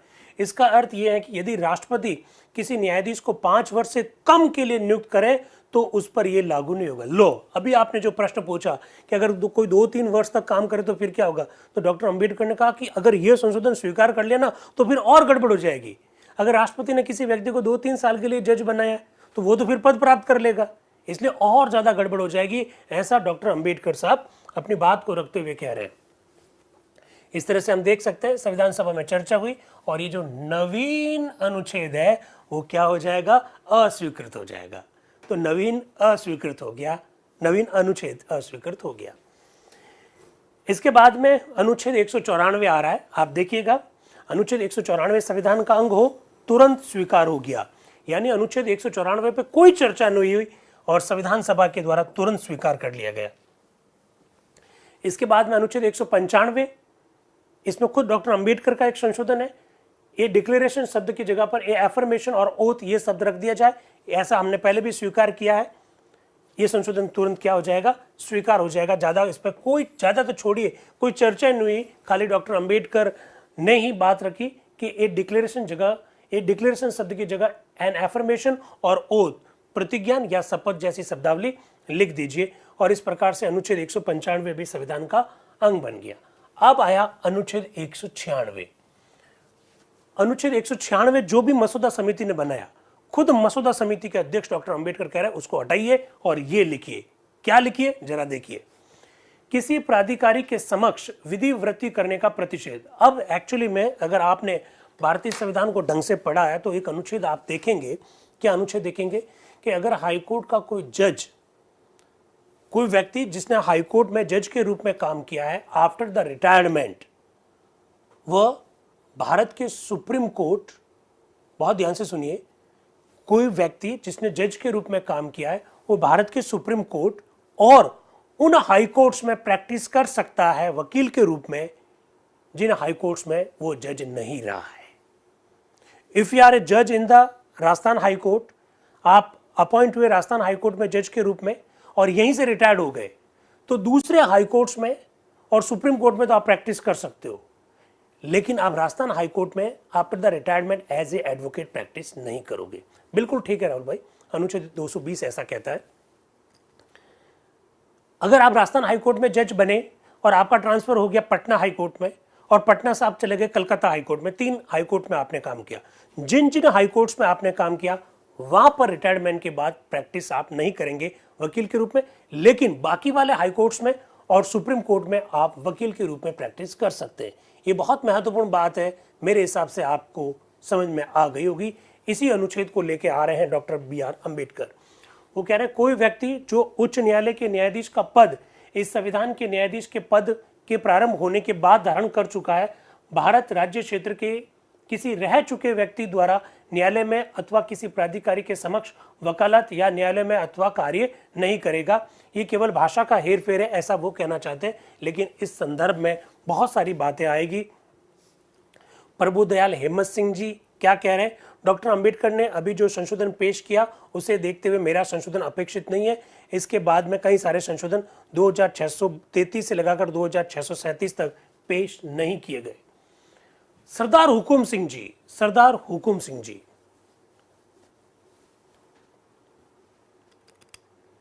बहुत ध्यान से सुनिएगा। सरदार हुकुम सिंह जी पूर्व पंजाब से हैं। सरदार हुकुम सिंह जी हमारे राजस्थान में राज्यपाल रह चुके हैं। सरदार हुकुम सिंह जी लोकसभा के अध्यक्ष भी रह चुके हैं। सरदार हुकुम सिंह जी एक बहुत महत्वपूर्ण संशोधन लेकर आए हैं। वो क्या कह रहे हैं, अनुच्छेद 196 within the territory of India, इन शब्दों को हटा दीजिए और लिख दीजिए within the jurisdiction of that high court. बहुत महत्वपूर्ण बात कही है। सरदार हुकुम सिंह जी कह रहे हैं आप ये जो शब्दावली लिख रहे हो ना कि भारत के किसी भी न्यायालय में प्रैक्टिस नहीं करेगा, ये गलत है। उसकी जगह पर आप उसमें लिखो कि जिस हाईकोर्ट में वो जज रहा है उस हाईकोर्ट में प्रैक्टिस नहीं करेगा, बाकी वालों में कर सकेगा। ये तो कॉमन सी बात है, सीधी सी बात है। इसके बाद में वो क्या कह रहे हैं खुद सरदार हुकुम सिंह जी, वो कह रहे हैं बस ठीक है, मुझे इससे ज्यादा इसके ऊपर बोलने की जरूरत नहीं है क्योंकि मेरी बात सब कुछ इसमें क्लियर हो गई। गुरुजी, क्या इनके कार्य अवधि का भी प्रावधान है कि जिन जिन कोर्ट में प्रैक्टिस नहीं करेगा? कार्य अवधि नहीं, कोई कार्य अवधि नहीं लिखी हुई। अगर एक दिन के लिए भी अगर आप जज बने जोधपुर हाई कोर्ट में तो जोधपुर हाई कोर्ट में प्रैक्टिस नहीं करेंगे रिटायरमेंट के बाद। अगर एक दिन कलकत्ता में रहे तो फिर कलकत्ता में नहीं करेंगे, बाकी वाले सब जगह पर आप प्रैक्टिस कर सकेंगे। HV कामत साहब क्या कह रहे हैं, श्रीमान मसौदा समिति के सभापति के समक्ष संशोधित रूप में अनुच्छेद 196 को पेश किया है। मेरे विचार में संशोधित अनुच्छेद में भी उन व्यक्तियों पर बहुत ज्यादा प्रतिबंध लग जाते हैं जो कि हाईकोर्ट में न्यायाधीश का पद धारण कर चुके हैं। हमने ये सोचा था कि कोई व्यक्ति लंबी कालावधि के लिए या बहुत छोटी कालावधि के लिए भी हाईकोर्ट का न्यायाधीश नियुक्त हो सकता है। मैं समझता हूं डॉक्टर अंबेडकर के संशोधन से यह संभावना नहीं मिट जाती है कि कोई व्यक्ति कुछ माह के लिए ही हाईकोर्ट के न्यायाधीश का पद धारण करे या उस रूप में कार्य करे। HV कामत साहब एक महत्वपूर्ण प्रश्न उठा रहे हैं। वो कह रहे हैं अगर कोई व्यक्ति 2-3 महीने के लिए हाईकोर्ट का जज बना और फिर तो वो भारत के किसी भी कोर्ट में प्रैक्टिस कर ही नहीं पाएगा, ये क्या बात हुई? इसलिए सरदार हुकुम सिंह जी का संशोधन बड़ा अच्छा है। वो क्या कह रहे हैं कि भाई जिस हाईकोर्ट में उन्होंने काम किया उस हाईकोर्ट में प्रैक्टिस नहीं करें, बाकी वाले हाईकोर्ट्स में और सुप्रीम कोर्ट में प्रैक्टिस करने पर उस पर किसी भी प्रकार की रोक नहीं लगनी चाहिए, ऐसी बात वो कह रहे हैं। ये मेरी समझ में नहीं आता कि किसी व्यक्ति को जो थोड़े समय के लिए हाईकोर्ट के न्यायाधीश मंडली में शामिल हुआ है, समस्त भारत के किसी न्यायालय या प्राधिकारी के समक्ष पेश होने से उसे क्यों रोका जाए? ये तो बिल्कुल गलत बात है, ऐसा कह रहे हैं। फिर इसके बाद में प्रोफेसर सिब्बल लाल सक्सेना जी, श्रीमान इस अनुच्छेद के विषय में मुझे मेरे माननीय मित्र कामत के स्टेटमेंट से बड़ा आश्चर्य हुआ। इस अनुच्छेद का हार्दिक समर्थन होना चाहिए। वास्तव में मैं तो ये समझता हूं कि इस संविधान के आरंभ होने के पश्चात ये शब्द हटा देना चाहिए। मैं नहीं समझता कि ये शब्द क्यों रखे जाए। प्रत्येक व्यक्ति जो न्यायाधीश रह चुका है वकालत करनी ही नहीं चाहिए। लो, प्रोफेसर सिब्बल लाल सक्सेना कह रहा है कि जो व्यक्ति जज रह चुका, चाहे संविधान के लागू होने से पहले भी, संविधान के लागू होने से पहले भी अगर वो जज रह गया, बस अब वो किसी भी हाईकोर्ट में प्रैक्टिस नहीं करेगा। डॉक्टर अंबेडकर कह रहे हैं इस संविधान के प्रारंभ होने के बाद किसी भी न्यायालय में प्रैक्टिस नहीं करेगा। एचवी कामत साहब कह रहे हैं नो, उस न्यायालय में प्रैक्टिस नहीं करेगा जिस न्यायालय में वो जज रह चुका, बाकी वाले में उसको प्रैक्टिस करने दी जाए। सिब्बल लाल जी कह रहे हैं नहीं, संविधान के लागू होने से पहले भी अगर कोई व्यक्ति जज रहा है तो वो बस प्रैक्टिस करेगा ही नहीं। जज क्या हुआ, ये तो एक तरह से आफत हो गई। इस तरह की बात कहना चाह रहे हैं। सर्वप्रथम हाईकोर्ट की प्रतिष्ठा ऐसी होनी चाहिए कि कोई रिटायर्ड जज पुनः वकालत प्रारंभ भी नहीं करे, ऐसे सिब्बल लाल जी सक्सेना कह रहे हैं। मैं तो ये कहता हूं कि जो व्यक्ति न्याय मंत्री रह चुका है वो भी कोर्ट में प्रैक्टिस नहीं करे। वाह, ये बात बड़ी गजब की कही यार। प्रोफेसर सिब्बल लाल सक्सेना जी की इस बात को नोट किया जाए। प्रोफेसर सिब्बल लाल जी सक्सेना जी कह रहे हैं कि अगर कोई व्यक्ति विधि मंत्री रहा है उसे भी किसी भी कोर्ट में प्रैक्टिस नहीं करनी चाहिए, क्योंकि विधि मंत्रालय का बहुत निकटता का संबंध होता है सुप्रीम कोर्ट और हाई कोर्ट के जजेस के साथ, बहुत निकटता का संबंध होता है। आप जानते हैं ऑल द जजेस जो सुप्रीम कोर्ट और हाई कोर्ट के जजेस हैं, उनके जो अपॉइंटमेंट जो होता है वो राष्ट्रपति के द्वारा होता है, लेकिन बहुत बड़ा रोल होता है ministry of the law and justice, विधि और न्याय मंत्रालय की बड़ी भूमिका होती है। ऑल द कॉरेस्पॉन्डेंस, जितना भी जो संवाद राष्ट्रपति और इनके बीच में होता है, उसमें एक माध्यम के रूप में काम करता है विधि और न्याय मंत्रालय। क्या गजब का सुझाव दिया है प्रोफेसर सिब्बल लाल सक्सेना जी ने कि if you are a minister of law after the retirement you will not practice in the courts. ये बात इन्होंने कही, ये बात भी ध्यान रखिएगा आप, बहुत महत्वपूर्ण बातें रखी जा रही है। अब आ रहे हैं महावीर त्यागी जी। अध्यक्ष महोदय, इस प्रश्न पर अपने विचार प्रकट करने का साहस करने पर मुझे क्षमा कीजिए। मैं एक सामान्य व्यक्ति हूं और इसलिए ये कुछ अनाधिकार चेष्टा से दिखाई देती है। Because from last 4 to 5 days we are talking about the provision related to the judiciary. Mahavir Tyagi ji कह, I am very mature person, I am not person from the background of the judiciary, so मुझे आप माफ कीजिएगा, मैं अपने क्षेत्राधिकार से बाहर जाकर बात कर रहा हूँ। मैं विधि संबंधी शास्त्रीय बातों पर बोल लूंगा। किसी अवसर पर डॉक्टर अंबेडकर ने मेरे इस कथन पर आपत्ति की थी कि मेरी अमुक भावनाएं, उन्होंने इस बात पर बल दिया कि मुझे अपना मत प्रकट करना चाहिए, भावनाएं नहीं। ऐसा प्रतीत होता है कि साहित्यिक लोगों की सम्मति उनकी भावना से भिन्न होती है। मेरे लिए तो भावनाएं और मत एक ही है। मेरे इमोशंस और मेरे ओपिनियन दोनों एक ही है। मेरा निवेदन है कि उच्च न्यायालय या उच्चतम न्यायालय के न्यायाधीशों के विषय में ये बात है कि उनके आसन ईश्वर के आसन है। गांव के लोग ऐसा ही कहते हैं, भाई हम तो यही तो कहते हैं कि हमारे जो हाई कोर्ट के जो जजेस हैं, चाहे सुप्रीम कोर्ट के जो जजेस हैं, तो जजेस ईश्वर ही है हमारे लिए, तो क्योंकि वो न्याय करते हैं, वो सत्य का साथ देते हैं। तो गाँव में तो ये आज भी धारणा है। क्या धारणा है? एक शब्द का प्रयोग करते हैं हम गाँव में। क्या बात है चंद्रवीर भाई, मैं इधर से बोला और इधर से आपने जवाब दिया, पंच परमेश्वर। हम न्यायाधीशों को परमेश्वर मानते हैं, ऐसा महावीर त्यागी जी भी अपनी बात को रखते हुए कह रहे हैं। तो बड़ी महत्वपूर्ण बातें हैं। मुझे लगता है कि हम सबको ये बातें पता होनी चाहिए। BM गुप्ते जी जो कि बंबई से हैं, वो क्या कह रहे हैं? श्रीमान, मैं अपने मित्र श्री कामत की इस बात से सहमत हूँ कि ये परंतु इतना व्यापक और सख्त है कि हम इसे स्वीकार नहीं कर सकते, क्योंकि रिटायरमेंट के बाद में उस हाई कोर्ट में प्रैक्टिस नहीं करें, ये बात तो समझ में आती है, लेकिन बाकी वाले हाई कोर्ट्स में और सुप्रीम कोर्ट में भी प्रैक्टिस करने से रोकना ठीक बात नहीं है।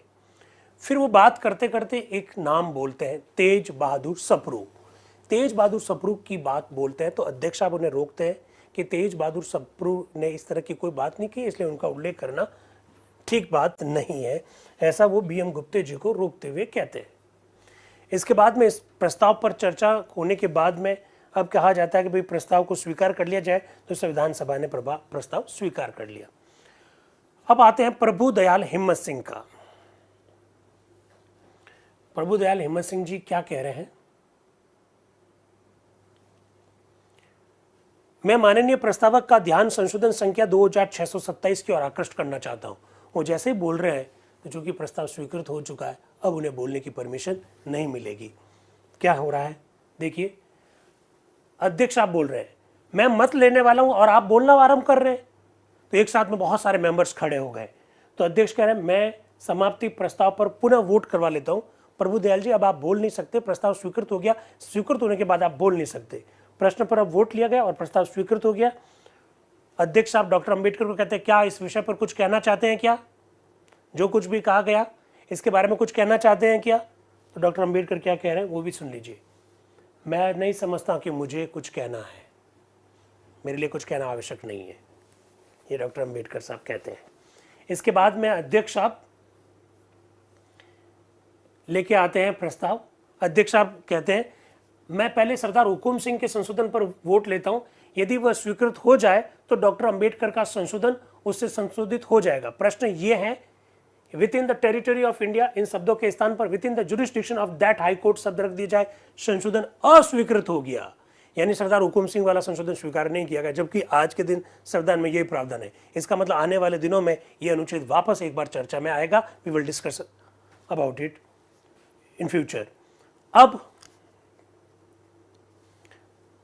डॉक्टर अंबेडकर जो संशोधन लाए थे उस पर वोटिंग हो रही है। डॉक्टर अंबेडकर क्या कह रहे हैं? न्यायाधीश के पद पर रह चुके व्यक्ति द्वारा न्यायालय में अथवा किसी प्राधिकारी के समक्ष विधि वृत्ति करने का प्रतिषेध। कोई व्यक्ति जो उच्च न्यायालय के न्यायाधीश का पद इस संविधान के प्रारंभ के बाद धारण कर चुका है, भारत के राज्य क्षेत्र के किसी भी न्यायालय में अथवा किसी प्राधिकारी के समक्ष वकालत का कार्य नहीं करेगा। संशोधन स्वीकृत हो गया, यानी इनिशियल स्टेज में यह संशोधन स्वीकृत हो गया जो डॉक्टर अंबेडकर ने रखा कि इफ यू आर ए जज इन the high court after the retirement you will not practice in any court of the India. जबकि भारत का संविधान यह कहता है कि उस हाई कोर्ट में प्रैक्टिस नहीं करेगा, बाकी वाला हाई कोर्ट में और सुप्रीम कोर्ट में प्रैक्टिस कर सकता है। इसका मतलब ये जो आज स्वीकृत हुआ है, आगे जाकर उस पर वापस चर्चा होगी। इसको याद रखिएगा, इसको याद रखिएगा। ये बात मैंने आप लोगों को इसलिए कही है क्योंकि अगर आपको याद हो तो इनिशियल स्टेज में हम लोगों ने क्या कहा था कि राज्यपाल का निर्वाचन किया जाएगा। फिर अभी कुछ दिनों पहले आपने क्या पढ़ा? राज्यपाल राष्ट्रपति के द्वारा नियुक्त किया जाएगा। यू टर्न हुआ। आगे इसको भी याद रखिएगा, जब हम भविष्य में चर्चा करेंगे तब ये बात वापस आएगी। इस प्रकार से अनुच्छेद 196 संशोधित रूप में स्वीकार हो गया। संशोधित रूप मतलब डॉक्टर अंबेडकर ने जो प्रस्ताव रखा उसके हिसाब से स्वीकार हो गया। अब आया है एक नया अनुच्छेद 196 ए। अध्यक्ष आप कह रहे हैं ऐसा ही एक संशोधन 1870 पेश किया गया था जिस पर एक लंबी बहस हुई और वह स्थगित कर दिया गया। तो डॉक्टर अंबेडकर क्या कह रहे हैं? मेरा सुझाव है कि यह भी स्थगित कर दिया जाए, अभी इस पर चर्चा नहीं करो, उस पर अभी काम होना बाकी है। हमने 103 क को भी स्थगित किया, तो 196 क भी इससे संबंधित है, अभी इसको स्थगित कर दो तो यह स्थगित हो जाएगा। फिर आएगा अनुच्छेद 197। डॉक्टर अंबेडकर कहेंगे 197 को भी स्थगित कर दो, तो फिर 197 भी स्थगित कर दिया। फिर आया अनुच्छेद 198। ये देखिए जो अनुच्छेद छोड़े जा रहे हैं, आगे आने वाले दिनों में जब हम 9वें सत्र पे जब चर्चा करेंगे तो उन अनुच्छेदों पर वापस चर्चा होगी। उस समय कंफ्यूज मत हो जाना, उस समय आप कंफ्यूज मत हो जाना। आप कहेंगे अरे सर क्या है ये 196 बीच में कहां से आ गया? तो बीच में यहां से नहीं आ गया, ये यहां से आ गया, ये मैं कहना चाह रहा हूं। हाँ, नॉलेज भाई क्या कह रहे थे? Sir, seriously, you are an amazing teacher. I have learned your polity lecture. Amazing feelings, sir. Thank you. Thank you very much, dear friend. It's all because of you. Because of you. Yes, because of you. चलिए, doctor Ambedkar next क्या कह रहा है? अनुच्छेद 198 की जगह पर नया अनुच्छेद रखवाना चाह रहे हैं। अनुच्छेद 198 की जगह नया अनुच्छेद रखवाना चाह रहे हैं। कार्यकारी मुख्य न्यायाधीश की नियुक्ति। जब किसी हाईकोर्ट के मुख्य न्यायाधीश का पद रिक्त हो अथवा जब मुख्य न्यायाधीश अनुपस्थित हो या अपने कार्य को करने में असमर्थ हो, तब न्यायालय के अन्य न्यायाधीशों में से एक जिसे राष्ट्रपति इस प्रयोजन के लिए नियुक्त करे उस पद के कर्तव्यों का पालन करेगा। Article 198 is related to acting chief justice, और उसके ऊपर डॉक्टर अंबेडकर ये प्रस्ताव लाना चाह रहे हैं। मसौदा संविधान कुछ अलग था, डॉक्टर अंबेडकर इसको इस तरह से लाना चाह रहे हैं। इसके ऊपर एक संशोधन था 2649 जो पेश नहीं किया गया। टीटी कृष्णमाचारी जी क्या कह रहे हैं? लो, उसके ऊपर जो अन्य संशोधन है वो भी पेश नहीं किए गए। 2651 पेश नहीं किया गया, 2652, 2653 पेश नहीं किए गए। तो प्रश्न ये है कि 198 की जगह पर यह रख दिया जाए, तुरंत स्वीकार हो जाएगा। आप जानते हैं acting chief justice of the high court की बात की जा रही है। अगर चीफ जस्टिस का पद रिक्त है, अनुपस्थित है या वो कार्य करने में सक्षम नहीं है, तो ऐसी स्थिति में हाई कोर्ट के किसी भी न्यायाधीश को एक्टिंग चीफ जस्टिस बनाया जाएगा। इस प्रकार का प्रावधान और बिना किसी चर्चा के इसको स्वीकार कर लिया जाएगा, क्योंकि इसमें किसी प्रकार की कोई प्रॉब्लम है नहीं। इस प्रकार का अनुच्छेद हमने सुप्रीम कोर्ट के संदर्भ में भी स्वीकार किया। राहुल भाई क्या कह रहे हैं? न्यायालय ही नहीं, संविधान सभा भी अपने निर्णय का रिव्यू कर सकती है। हाँ, बिल्कुल कर सकती है। और अगर आपको पता हो तो इस संदर्भ में हमने रूल्स पे चर्चा की। विनय भाई, आप बिहार से हैं? अच्छा, तो मैं ये कहना चाह रहा हूं कि इस संदर्भ में रूल्स पे चर्चा हुई कि जब कोई निर्णय ले लिया जाता है और निर्णय अगर संविधान सभा ने ले लिया उसको चेंज करना है, तो नियम ये कहता है कि संविधान सभा के 1/3 सदस्य इस संदर्भ में प्रस्ताव रखेंगे, तब वो रिव्यू किया जा सकता। आप अपने स्तर पर रिव्यू नहीं कर सकते, ऐसा मैं कहना चाह रहा हूं। तो विनय भाई, आज तो हमने बिहार की खूब चर्चा की। आपके बिहार छाया हुआ है पिछले 3 दिन से। विनय भाई, क्रिकेट खेलते हैं आप? क्रिकेट में इम्पैक्ट प्लेयर होता है, आईपीएल में इम्पैक्ट प्लेयर का कंसेप्ट आया। नीतीश बाबू जी का रोल भी ऐसा ही लग रहा है कि इम्पैक्ट प्लेयर की भांति इनकी एंट्री होगी। चलिए, फिर आता अनुच्छेद 199। अध्यक्ष साहब कह रहे हैं कुछ संशोधन ऐसे हैं जो अनुच्छेद को हटाने के विषय में मैं उन्हें संशोधन नहीं मानता, इस वजह से वो पेश नहीं किए जाएंगे। और 2656 जो वाक्य रचना संबंधी है उसको रखने नहीं दिया गया। और इस प्रकार से अनुच्छेद 199 भी बिना कोई चर्चा के संविधान सभा के द्वारा क्या कर दिया जाएगा,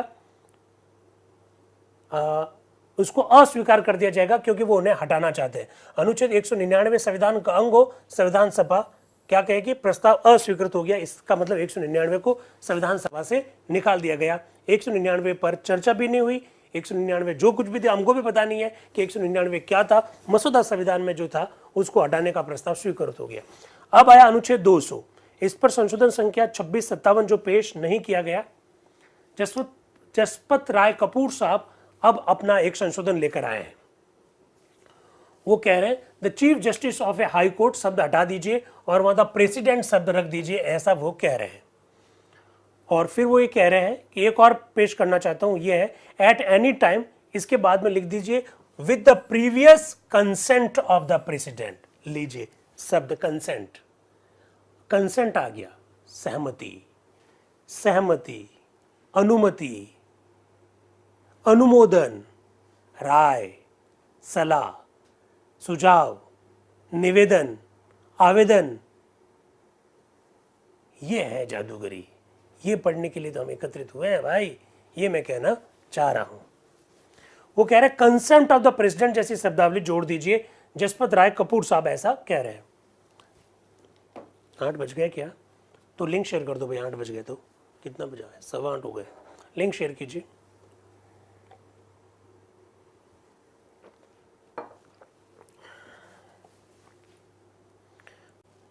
तो प्रीवियस कंसेंट जैसी शब्दावली जसपत राय कपूर साहब ने जोड़ने की बात कही थी। अब देखिए, एक बहुत महत्वपूर्ण आपको बात और शेयर करना चाहता हूं। मुझे लगता है इससे बहुत सारे कंसेप्ट क्लियर होंगे। अगर आपने भारतीय संविधान के विभिन्न अनुच्छेदों को पढ़ा है तो एडिशनल जजेस हाई कोर्ट में नियुक्त किए जाते हैं।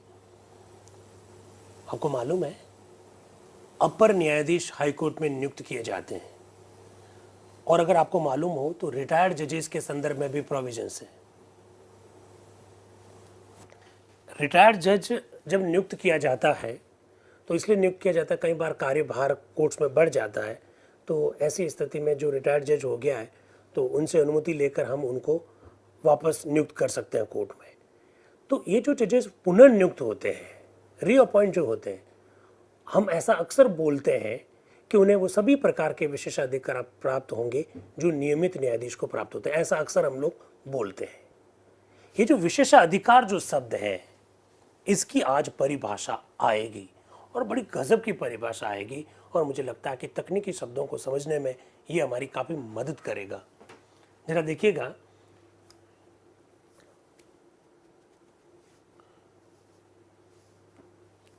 एक्चुअली में आप लोग जानते हैं जब रिटायर्ड जज को वापस जब नियुक्त किया जाता है तो रिक्वेस्ट करनी पड़ती है उनसे। रिक्वेस्ट है ये, उनकी रिक्वेस्ट पर। ऐसे नहीं कि कोई जज रिटायर्ड हो गया और आपने कहा भाई कल से वापस आना है, ऐसा नहीं कर सकते हो।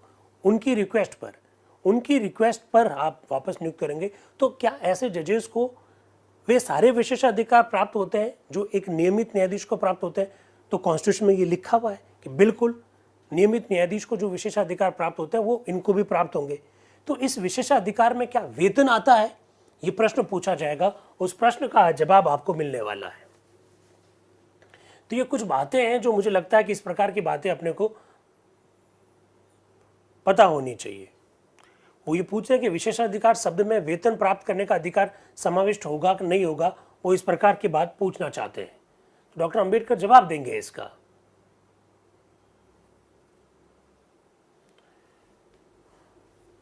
जब ये संशोधन रखा जसपत राय कपूर साहब ने, तब तजमुल हुसैन साहब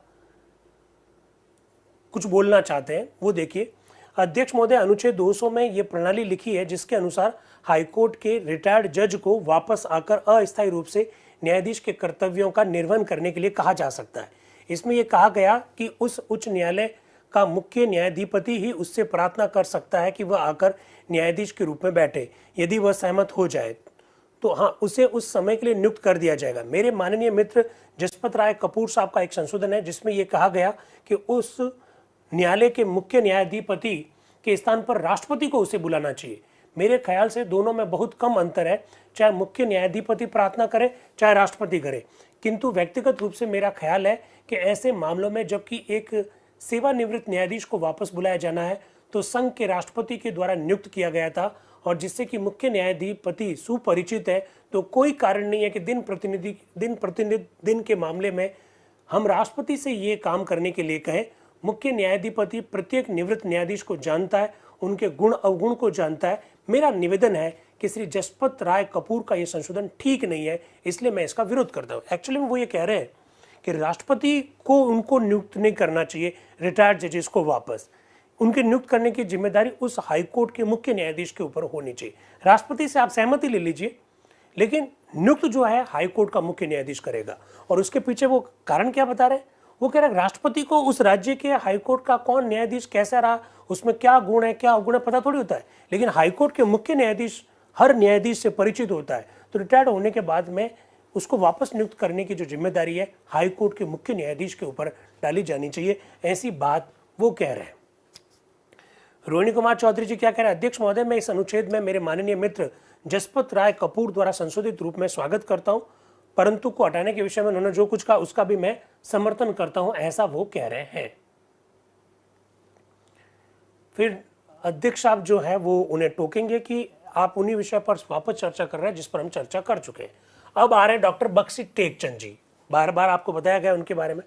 अध्यक्ष महोदय, श्रीमान, इस अनुच्छेद के वाद विवाद में भाग लेने की मेरी इच्छा नहीं थी, किंतु जसपत राय कपूर और श्री रोहिणी कुमार चौधरी ने जो स्टेटमेंट दिए उनके कारण मुझे बोलना पड़ रहा है। मुझे ऐसा जान पड़ता है कि संविधान के अनुच्छेद 200 को रखने के समुचे अभिप्राय और उद्देश्य के विषय में भ्रांतियां हो गई है।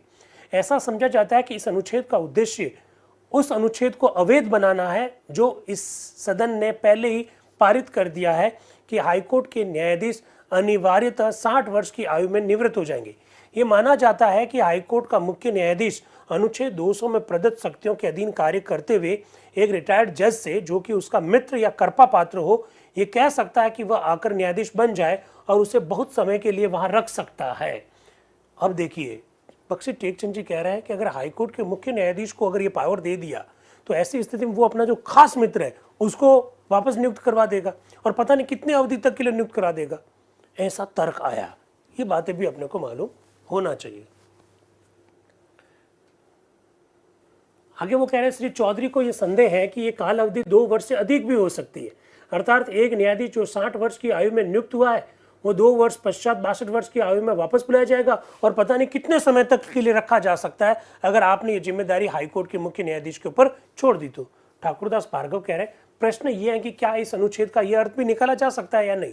तो टेकचंद जी क्या कह रहे हैं, यह अनुच्छेद इसलिए रखा गया है जिससे मुख्य न्यायाधिपति के लिए संभव हो सके कि वह यहाँ वह प्रणाली लागू कर सके जो कि बहुत समय से इंग्लिस्तान और अमेरिका में प्रचलित है। वहाँ सेवानिवृत्त न्यायाधीशों को वापस न्यायालय में 6 माह या 8 माह भी नहीं रखा जाता, केवल किसी विशेष मामले या कठिन और महत्वपूर्ण मामले के विनिश्चय के लिए मुख्य न्यायाधिपति उनको सहायता के लिए बुलाया। क्या गजब की बात कह रहे हैं टेकचंद जी, क्योंकि वो खुद जज रह चुके हैं। वो कह रहा आप परमानेंट क्यों बुला रहे हो यार, पता नहीं 2 3 4 साल कितना रख लोगे। तो किसी विशेष मामले में अगर सहायता चाहिए मुख्य न्यायाधीश को तो ऐसी स्थिति में बुला लेगा, ऐसा सिस्टम इंग्लैंड में है, ऐसा टेकचंद जी अपनी बात को रखते हुए कह रहे हैं। अब एचवी कामत साहब क्या कह रहे हैं, अध्यक्ष महोदय मैं एक चेतावनी देना चाहता हूं, मुझे भय है कि यदि हम इस अनुच्छेद के वर्तमान रूप में डॉक्टर अंबेडकर के संशोधन सहित या मेरे मित्र श्री कपूर के संशोधन सहित स्वीकार कर ले तो किसी समय इसके ऐसे परिणाम हो सकते हैं जो यहां एकत्रित बुद्धिमान व्यक्तियों ने सोचे नहीं। मुझे पता नहीं है कि संसार के किसी लिखित संविधान में यह अनुच्छेद लिया गया है। संविधान के किस लिखित संविधान से यह अनुच्छेद लिया गया है? इस अनुच्छेद में न उन परिस्थितियों का वर्णन है जिसके अंतर्गत न्यायाधीश कार्य कर सकता है और न ही ये लिखा कि वह किस समय कार्य करेगा। मेरे पंडित मित्र डॉक्टर बख्शी टेकचंद ने कहा कि न्यायाधीश को केवल एकत्रित कार्य को निपटाने के लिए ही नहीं रखा जाएगा। मैं उनसे सहमत हूं कि हाईकोर्ट के न्यायाधीश के लिए अपमानजनक बात होगी कि उसे कुछ एकत्रित कार्य को समाप्त करने के लिए बुलाया जाए। यदि वह बात नहीं है तो उसकी योग्यताओं को किस काम में लाया जाएगा। स्पष्टतः मेरे विचार में एक अन्य श्रेणी का विवाद है और वे ये हो सकते हैं कि महत्वपूर्ण संवैधानिक प्रश्नों के विवाद, वे विवाद जो कि केंद्र और इकाइयों के बीच में उठ सकते हैं, या जैसे कि पहले ही कहा जा चुका है कि यह हो सकता है कि कार्यपालिका एक विशेष प्रकार का निर्णय करवाना चाहे। गजब की बात कही, गजब की बात कही। उन्होंने कहा कि एक विशेष मामले की जांच करने के लिए अगर रिटायर्ड जज को आप वापस नियुक्त करवाना चाह रहे हो तो बड़ा गड़बड़ हो जाएगा। वो विशेष मामला पता नहीं किस तरह का होगा, इस तरह की बात बताने की बात कह रहे हैं। तो पीएस देशमुख साहब क्या कह रहे हैं, क्या ये मैं बता सकता हूं कि ये धारा उच्च न्यायालय के विषय में है और उच्चतम न्यायालय के विषय में नहीं है। वो कह रहे हैं कि it's only related to the high Court, it's not related to the supreme Court, ऐसा वो कह रहे हैं। तो एचवी कामत साहब क्या कह रहे हैं, हमने ये रखा है कि न्यायपालिका कार्यपालिका से स्वतंत्र नहीं होगी और जब तक ऐसा है तब तक इस बात की संभावना है से हम बच नहीं सकते हैं। इस प्रकार की बातें वो कह रहे हैं। अब अध्यक्ष आप क्या कह रहे हैं, अनुच्छेद 107 की भी भाषा जिसे हम स्वीकार कर चुके जो कि सुप्रीम कोर्ट से है, इस अनुच्छेद में जैसी ही है और उच्चतम न्यायालय में ऐसे ही न्यायाधीशों को आमंत्रित करने के विषय में है और ये सब युक्तियां मुझे प्रश्न के अनुकूल नहीं दिखती है, ऐसा वो कह रहे हैं। तो एचवी कामत साहब क्या कह रहे हैं, क्या हमने राष्ट्रपति के विषय में इस संशोधन को शामिल कर लिया? तो अध्यक्ष साहब कह रहे हैं हाँ कर लिया, ऐसा वो कह रहे हैं। तो इस प्रकार से डिस्कशन बड़ा जबरदस्त है और मुझे लगता है कि ये जो डिस्कशन है हमारे लिए काफ़ी फ्रूटफुल है, क्योंकि हमें ये मालूम होना चाहिए कि रिटायर्ड जज को जब नियुक्त करते हैं तो उनको कौन कौन से विशेषाधिकार प्राप्त होंगे। क्या कह रहे हैं भाई? गुरुजी, क्या सुप्रीम कोर्ट हाई कोर्ट के जजों के कार्य असंतुष्टि या अन्य कारणों जैसे पक्षपात जैसी स्थिति से हटने के संबंध में कोई प्रावधान है? अगर है तो कौन हटाते हैं, प्लीज़ बताइए। अरे I think you should be aware about the provision related to removal of the जजेस of the supreme court. Article 124 subclause 4, if you will see the provision of the Article 124 subclause 4, साफ साफ लिखा हुआ है कि न्यायाधीश के ऊपर कदाचार या अक्षमता का आरोप है तो ऐसी स्थिति में न्यायाधीश को हटाया जा सकता है। कार्य असंतुष्टि का मतलब अक्षमता ही होता है, पक्षपात करने का मतलब अक्षमता ही होता है, कदाचार ही है, तो ऐसी स्थिति में हटाया जा सकता है। और ये हटाने की जो पावर है वो संसद के पास है। अभी थोड़े टाइम पहले ही मैंने बताया था, ये क्लास सुबह 7 बजे प्रारंभ होती है।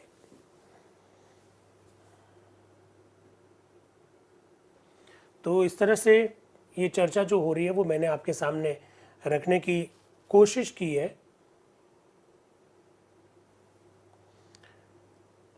डॉक्टर अंबेडकर इन सारे प्रश्नों का जवाब दे रहे हैं और डॉक्टर अंबेडकर से एच.वी. कामत साहब कह रहे हैं कि ऐसा कोई प्रावधान यूएसए में है क्या। तो डॉक्टर अंबेडकर साहब कह रहे हैं मेरे समक्ष उसका मजबूर नहीं है, अगर होता तो मैं अभी आपको बधाई देता। अतः मैं श्री कपूर के संशोधन को स्वीकार करने के लिए तैयार हूं कि राष्ट्रपति की सम्मति प्राप्त करके ही निमंत्रण भेजा जाए। वो ये कह रहे हैं कि क्या कह रहे हैं डॉक्टर अंबेडकर, रिटायर्ड जज को हाईकोर्ट में पुनः नियुक्त करने के संदर्भ में जसपत राय कपूर साहब ने एक संशोधन रखा है। वो कह रहे हैं कि हाईकोर्ट के चीफ जस्टिस को उसे वापस नियुक्त करना चाहिए, लेकिन previous consent from the president of the India, Bharat के राष्ट्रपति से इस संदर्भ में पूर्व कंसेंट ली जानी चाहिए। डॉक्टर अंबेडकर कह रहे हैं ओके, जसपत राय कपूर साहब के इस संशोधन से मैं सहमत हूँ, ऐसा वो कह रहे हैं। फिर कपूर साहब कह रहे हैं क्या ये मैं जान सकता हूँ कि क्या ये उद्देश्य कि विशेषाधिकार शब्द का अर्थ निकालने का कार्य संसद पर छोड़ दिया जाए। अरे विशेषाधिकार, सारे विशेषाधिकार प्राप्त होंगे तो विशेषाधिकार का क्या अर्थ है। डॉक्टर अंबेडकर क्या कह रहे हैं, शायद इसे परिभाषित करना पड़े। इसमें कोई संदेह नहीं है कि संसद को एक अधिनियम पारित करना होगा जिसे न्यायपालिका अधिनियम कह सकते हैं, जो सुप्रीम कोर्ट और हाई कोर्ट दोनों पर लागू होगा और उसमें विशेषाधिकार शब्द को परिभाषित कर दिया जाएगा। आप कह रहे हो ना कि रिटायर्ड जज जब हाई कोर्ट में अपॉइंट होंगे तो उन्हें सभी विशेषाधिकार प्राप्त होंगे। तो कपूर साहब कह रहे हैं विशेषाधिकार का मतलब क्या है, क्या विशेषाधिकार संसद परिभाषित करेगी। अंबेडकर कह रहे यस, इस बारे में संसद कानून बनाएगी। तो कपूर साहब फिर प्रश्न पूछ रहे, किंतु वापस बुलाए गए न्यायाधीश यानी रिटायर्ड जज को वापस नियुक्त करना और स्थायी न्यायाधीश के विशेषाधिकार एक ही होंगे। जो परमानेंट जज है और जो रिटायर्ड जज को जो आपने रीअपॉइंट किया, उन दोनों के विशेषाधिकार एक ही होंगे। तो अंबेडकर कह रहे हैं हाँ, किंतु विशेषाधिकार का अर्थ पूरा वेतन नहीं है। लो कर लो बात। डॉक्टर अंबेडकर ने बिल्कुल स्पष्ट कह दिया कि यहां विशेषाधिकार का मतलब पूरा वेतन मिलना नहीं है। जैसे एक एग्जिस्टिंग जज, एक सर्विंग जज, एक पदासीन न्यायाधीश को जो वेतन मिलता है वो रिटायर्ड जज जो रीअपॉइंट हुआ है उसको नहीं मिलेगा, क्योंकि विशेषाधिकार तो दोनों के एक जैसे हैं, लेकिन विशेषाधिकार में पूरा वेतन शामिल नहीं है, ऐसा कह रहे हैं डॉक्टर अंबेडकर। फिर अध्यक्ष साहब क्या कह रहे हैं, अब अध्यक्ष साहब के मस्तिष्क में क्या है। श्री जसपत राय कपूर के संशोधन संख्या 89 को डॉक्टर अंबेडकर ने स्वीकार कर लिया है, इस पर अब मैं मत लूंगा। और मत लिया और बिल्कुल देख लीजिए, with the previous consent of the president, consent शब्द आया, कंसेंट शब्द आया। ये जादूगरी समझनी है भाई। और ये संशोधन स्वीकृत कर दिया गया। और ये संशोधन किसने रखा था, जसपत राय कपूर साहब ने रखा। इस प्रकार वोटिंग हुई और ये संविधान का अंग बन गया अनुच्छेद 200। 201 पर कोई संशोधन नहीं है और 201 भी स्वीकृत हो गया और संविधान का अंग बन गया। अब आया अनुच्छेद 202। अनुच्छेद 202 पर कोई संशोधन नहीं है, बहस की जा सकती है। एच.वी. कामत साहब, अध्यक्ष महोदय मैं प्रस्ताव करता हूं। वो तो प्रस्ताव लेकर आ गए। क्या प्रस्ताव लेकर आ गए, आजकल जिसे हम अनुच्छेद 226 के रूप में जानते हैं। आर्टिकल 226 हाईकोर्ट का से संबंधित है। हाईकोर्ट कई सारी याचिकाएं जारी कर सकता है, अगर आप लोगों ने ढंग से पढ़ रखा है तो। को वारंटो जारी कर सकता है, मैंडेमस जारी कर सकता है, प्रोहिबिशन जारी कर सकता है, सर्स्योरी जारी कर सकता है। हाईकोर्ट के पास इस प्रकार का पावर है, उसी पर चर्चा चल रही है। एच.वी. कामत साहब अनुच्छेद 202 में खंड में क्या कह रहे हैं, टू इशू डायरेक्शन और orders in the nature of the writs of habeas corpus, mandamus, prohibition, quo warranto and certiorari। इन शब्दों के स्थान पर ये लिखिए, to issue such directions or orders as it may consider necessary or appropriate। ये शब्द और बाद में लिखिए and for any other purpose। इन शब्दों के स्थान पर लिखिए और any other purpose। देखिए for any other purpose बहुवचन है, एस हटाकर लिख दिया और एनी अदर पर्पज। पर्पज और पर्पजेज में बड़ा अंतर है, एक बहुवचन है और एक वचन है। इस प्रकार की शब्दावली चाह रहे हैं एच.वी. कामत साहब। वो कह रहे हैं अगर इस प्रकार की शब्दावली हो जाएगी तो ये इस प्रकार बनेगा, इस संविधान के अनुच्छेद 25 में किसी बात के होते हुए भी, ये जो 25 है अनुच्छेद, वो वर्तमान का कौन सा अनुच्छेद है, अनुच्छेद 32 संवैधानिक उपचारों का अधिकार। तो क्या कह रहे हैं, इस संविधान के अनुच्छेद 25 में किसी बात के होते हुए भी प्रत्येक उच्च न्यायालय को उन क्षेत्रों में सर्वत्र जिनके संदर्भ में वह अपने क्षेत्राधिकार का प्रयोग करता है, इस संविधान के भाग 3 यानी which is related to fundamental rights द्वारा प्रदत्त अधिकारों में से किसी को प्रवर्तित कराने के लिए अथवा किसी अन्य प्रयोजन के लिए ऐसे निर्देश या आदेश दे सकता है जिसे वह समुचित या अपेक्षित समझे, ऐसा एचवी कामत साहब ने प्रस्ताव रखा है। इसके बाद में आता है डॉक्टर बख्शी टेकचंद जी, क्या कह रहे हैं? मैं औपचारिक प्रस्ताव करता हूं अनुच्छेद 2 के खंड 1 में इन द नेचर ऑफ, इन शब्दों के पूर्व इंक्लूडिंग दोज ये शब्द प्रविष्ट कर दिए जाए, ऐसा वो कह रहे हैं। कौन? बख्शी टेकचंद जी, क्योंकि वो खुद हाईकोर्ट के जज रह चुके हैं तो वो जानते हैं क्या करना है। फिर अध्यक्ष साहब डॉक्टर अंबेडकर का नाम पुकारते हैं। डॉक्टर अंबेडकर, क्या आप संशोधन 2663 को पेश करना चाहते हो? तो अंबेडकर क्या कह रहे हैं? नहीं श्रीमान, मैं बख्शी टेकचंद के संशोधन को स्वीकार करता हूं। मैं नहीं समझता हूं कि कोई उत्तर देना अपेक्षित है। मैं बख्शी टेकचंद जी का संशोधन स्वीकार कर लेता हूं, बाकी उत्तर देना कोई अपेक्षित नहीं है। तो एचवी कामत साहब कह रहे हैं, अरे मैंने बोला था एंड को हटाकर और, OR तथा के स्थान पर अथवा रखने का संशोधन था, उसके बारे में भी तो कुछ कीजिए। तो डॉक्टर अंबेडकर क्या कह रहे हैं? इससे अनुच्छेद के सार के विषय में कोई अंतर नहीं आएगा। एचवी कामत साहब कह रहे हैं इससे आशय में अंतर आ जाएगा। डॉक्टर अंबेडकर कोई जवाब नहीं देते, सीधा वोटिंग होती है और फिर वो संशोधन अस्वीकृत हो जाएगा, आप देख सकते हैं। और जो बख्शी टेकचंद जी ने जो रखा उसको स्वीकार कर लिया जाएगा, ये भी आप देख सकते हैं। और इस प्रकार अनुच्छेद 202 संविधान का अंग बन गया, जिसे आजकल हम लोग 226 के रूप में जानते हैं। फिर आता है अनुच्छेद 203। श्रीमान, मैं चाहता हूं अनुच्छेद 203 को स्थगित किया जाए, अभी उसके ऊपर चर्चा मत करो, ऐसा डॉक्टर अंबेडकर कह रहे हैं, और इसके बाद अनुच्छेद 203 स्थगित हो जाएगा। फिर आता है अनुच्छेद 203 क, नया अनुच्छेद आ रहा है और वो प्रोफेसर केटी शाह, नहीं सॉरी, 203 क आता है, लेकिन उसके ऊपर कोई संशोधन पेश नहीं किया गया, ना किसी प्रकार की कोई चर्चा देखने को मिल रही है। फिर आता है अनुच्छेद 204, इस पर केटी शाह जो है शब्द शैल की जगह में शब्द लाना चाहते हैं। शैल का मतलब होगा और मे का मतलब हो सकेगा, दोनों में बड़ा अंतर है। मे में थोड़ा सा ऊपर नीचे है, शैल मतलब करना पड़ेगा वो वाला, तो शैल की जगह में शब्द लाना चाहते हैं। एक्चुअली में आप जानते हैं कि हाईकोर्ट किसी जिला न्यायालय में जो मामला चल रहा है उसको अपने पास मंगा सकता है, आपको मालूम है ना। इस प्रकार का अगर आपने हाईकोर्ट की अगर जुरिस्डिक्शन पढ़े हैं तो हाईकोर्ट किसी अधीनस्थ न्यायालय में चल रहे मामले को अपने पास मंगा सकता है। तो मंगा सकेगा या मंगाएगा, शैल या मे। अब देखिए इसी को लेकर केटी शाह कुछ कह रहे हैं। यदि उच्च न्यायालय को यह समाधान हो जाए कि उसके अधीन न्यायालय में लंबित किसी मामले में इस संविधान के निर्वचन का कोई सारवान विधि प्रश्न अंतर्गत है तो वह उस मामले को अपने पास मंगा सकेगा। वो ऐसा कह रहे हैं, कौन? प्रोफेसर केटी शाह। फिर ऐसी जब बात रख रहे हैं तो अध्यक्ष साहब उनको कहते हैं वो मामले को अपने पास मंगा सकता है। अध्यक्ष साहब कह रहे हैं वो अपने मामले को अपने पास मंगा सकता है, वो चाह रहे मंगा सकेगा, वो कह रहे मंगा सकता है। तो केटी शाह क्या कह रहे हैं? मैं नहीं चाहता हूं कि मामले को मंगाना अनिवार्य या आदेश मूलक हो, वरना कुछ स्व विवेक पर छोड़ दिया जाए। वो कह रहे नहीं, मामला मंगा सकता है, नहीं मंगा सकेगा, अगर उसकी इच्छा होगी तो मंगा सकेगा, ऐसी शब्दावली जोड़ दीजिए। तो डॉक्टर राजेंद्र प्रसाद कह रहे हैं नहीं मंगा सकता है, वो कह रहे हैं नहीं मंगा सकेगा लिख दीजिए। प्रोफेसर केटी शाह कह रहे हैं, तो वो कह रहे हैं उनके स्व विवेक पर छोड़ दीजिए ना, को मंगाएगा नहीं मंगाएगा उनकी मर्जी। फिर वो तर्क दे रहे हैं उसमें विधि प्रश्न या अन्य प्रश्न अंतर्गत हो सकते हैं और विशिष्ट कारणों या आधार की अनुपस्थिति में जिनके लिए मामले को मंगाना आदेश मूलक बनाया जा सकता है। मेरे विचार में इसे अनुमति मूलक बनाना भी ठीक रहेगा, और यदि न्यायाधीश चाहे तो मामले को मंगा सकता है, पर यह आवश्यक नहीं होना चाहिए, ऐसा वो कह रहे हैं। मोहम्मद ताहिर साहब क्या कह रहे हैं? इट शैल, इन शब्दों के पश्चात after taking the opinion of such court in writing, ये शब्द जोड़ दिया जाए। वो ये कह रहे हैं कि जब भी हाई कोर्ट किसी मामले को अपने पास मंगाएगा तो राइटिंग में उसके कारण लेगा, ऐसा कह रहे हैं। फिर डॉक्टर अंबेडकर आए, श्रीमान मैं प्रस्ताव रखता हूं, क्या? अनुच्छेद 204 की व्याख्या जो नीचे लिखी हुई उसको हटा दीजिए, ये आवश्यक है, ऐसा वो कह रहे हैं।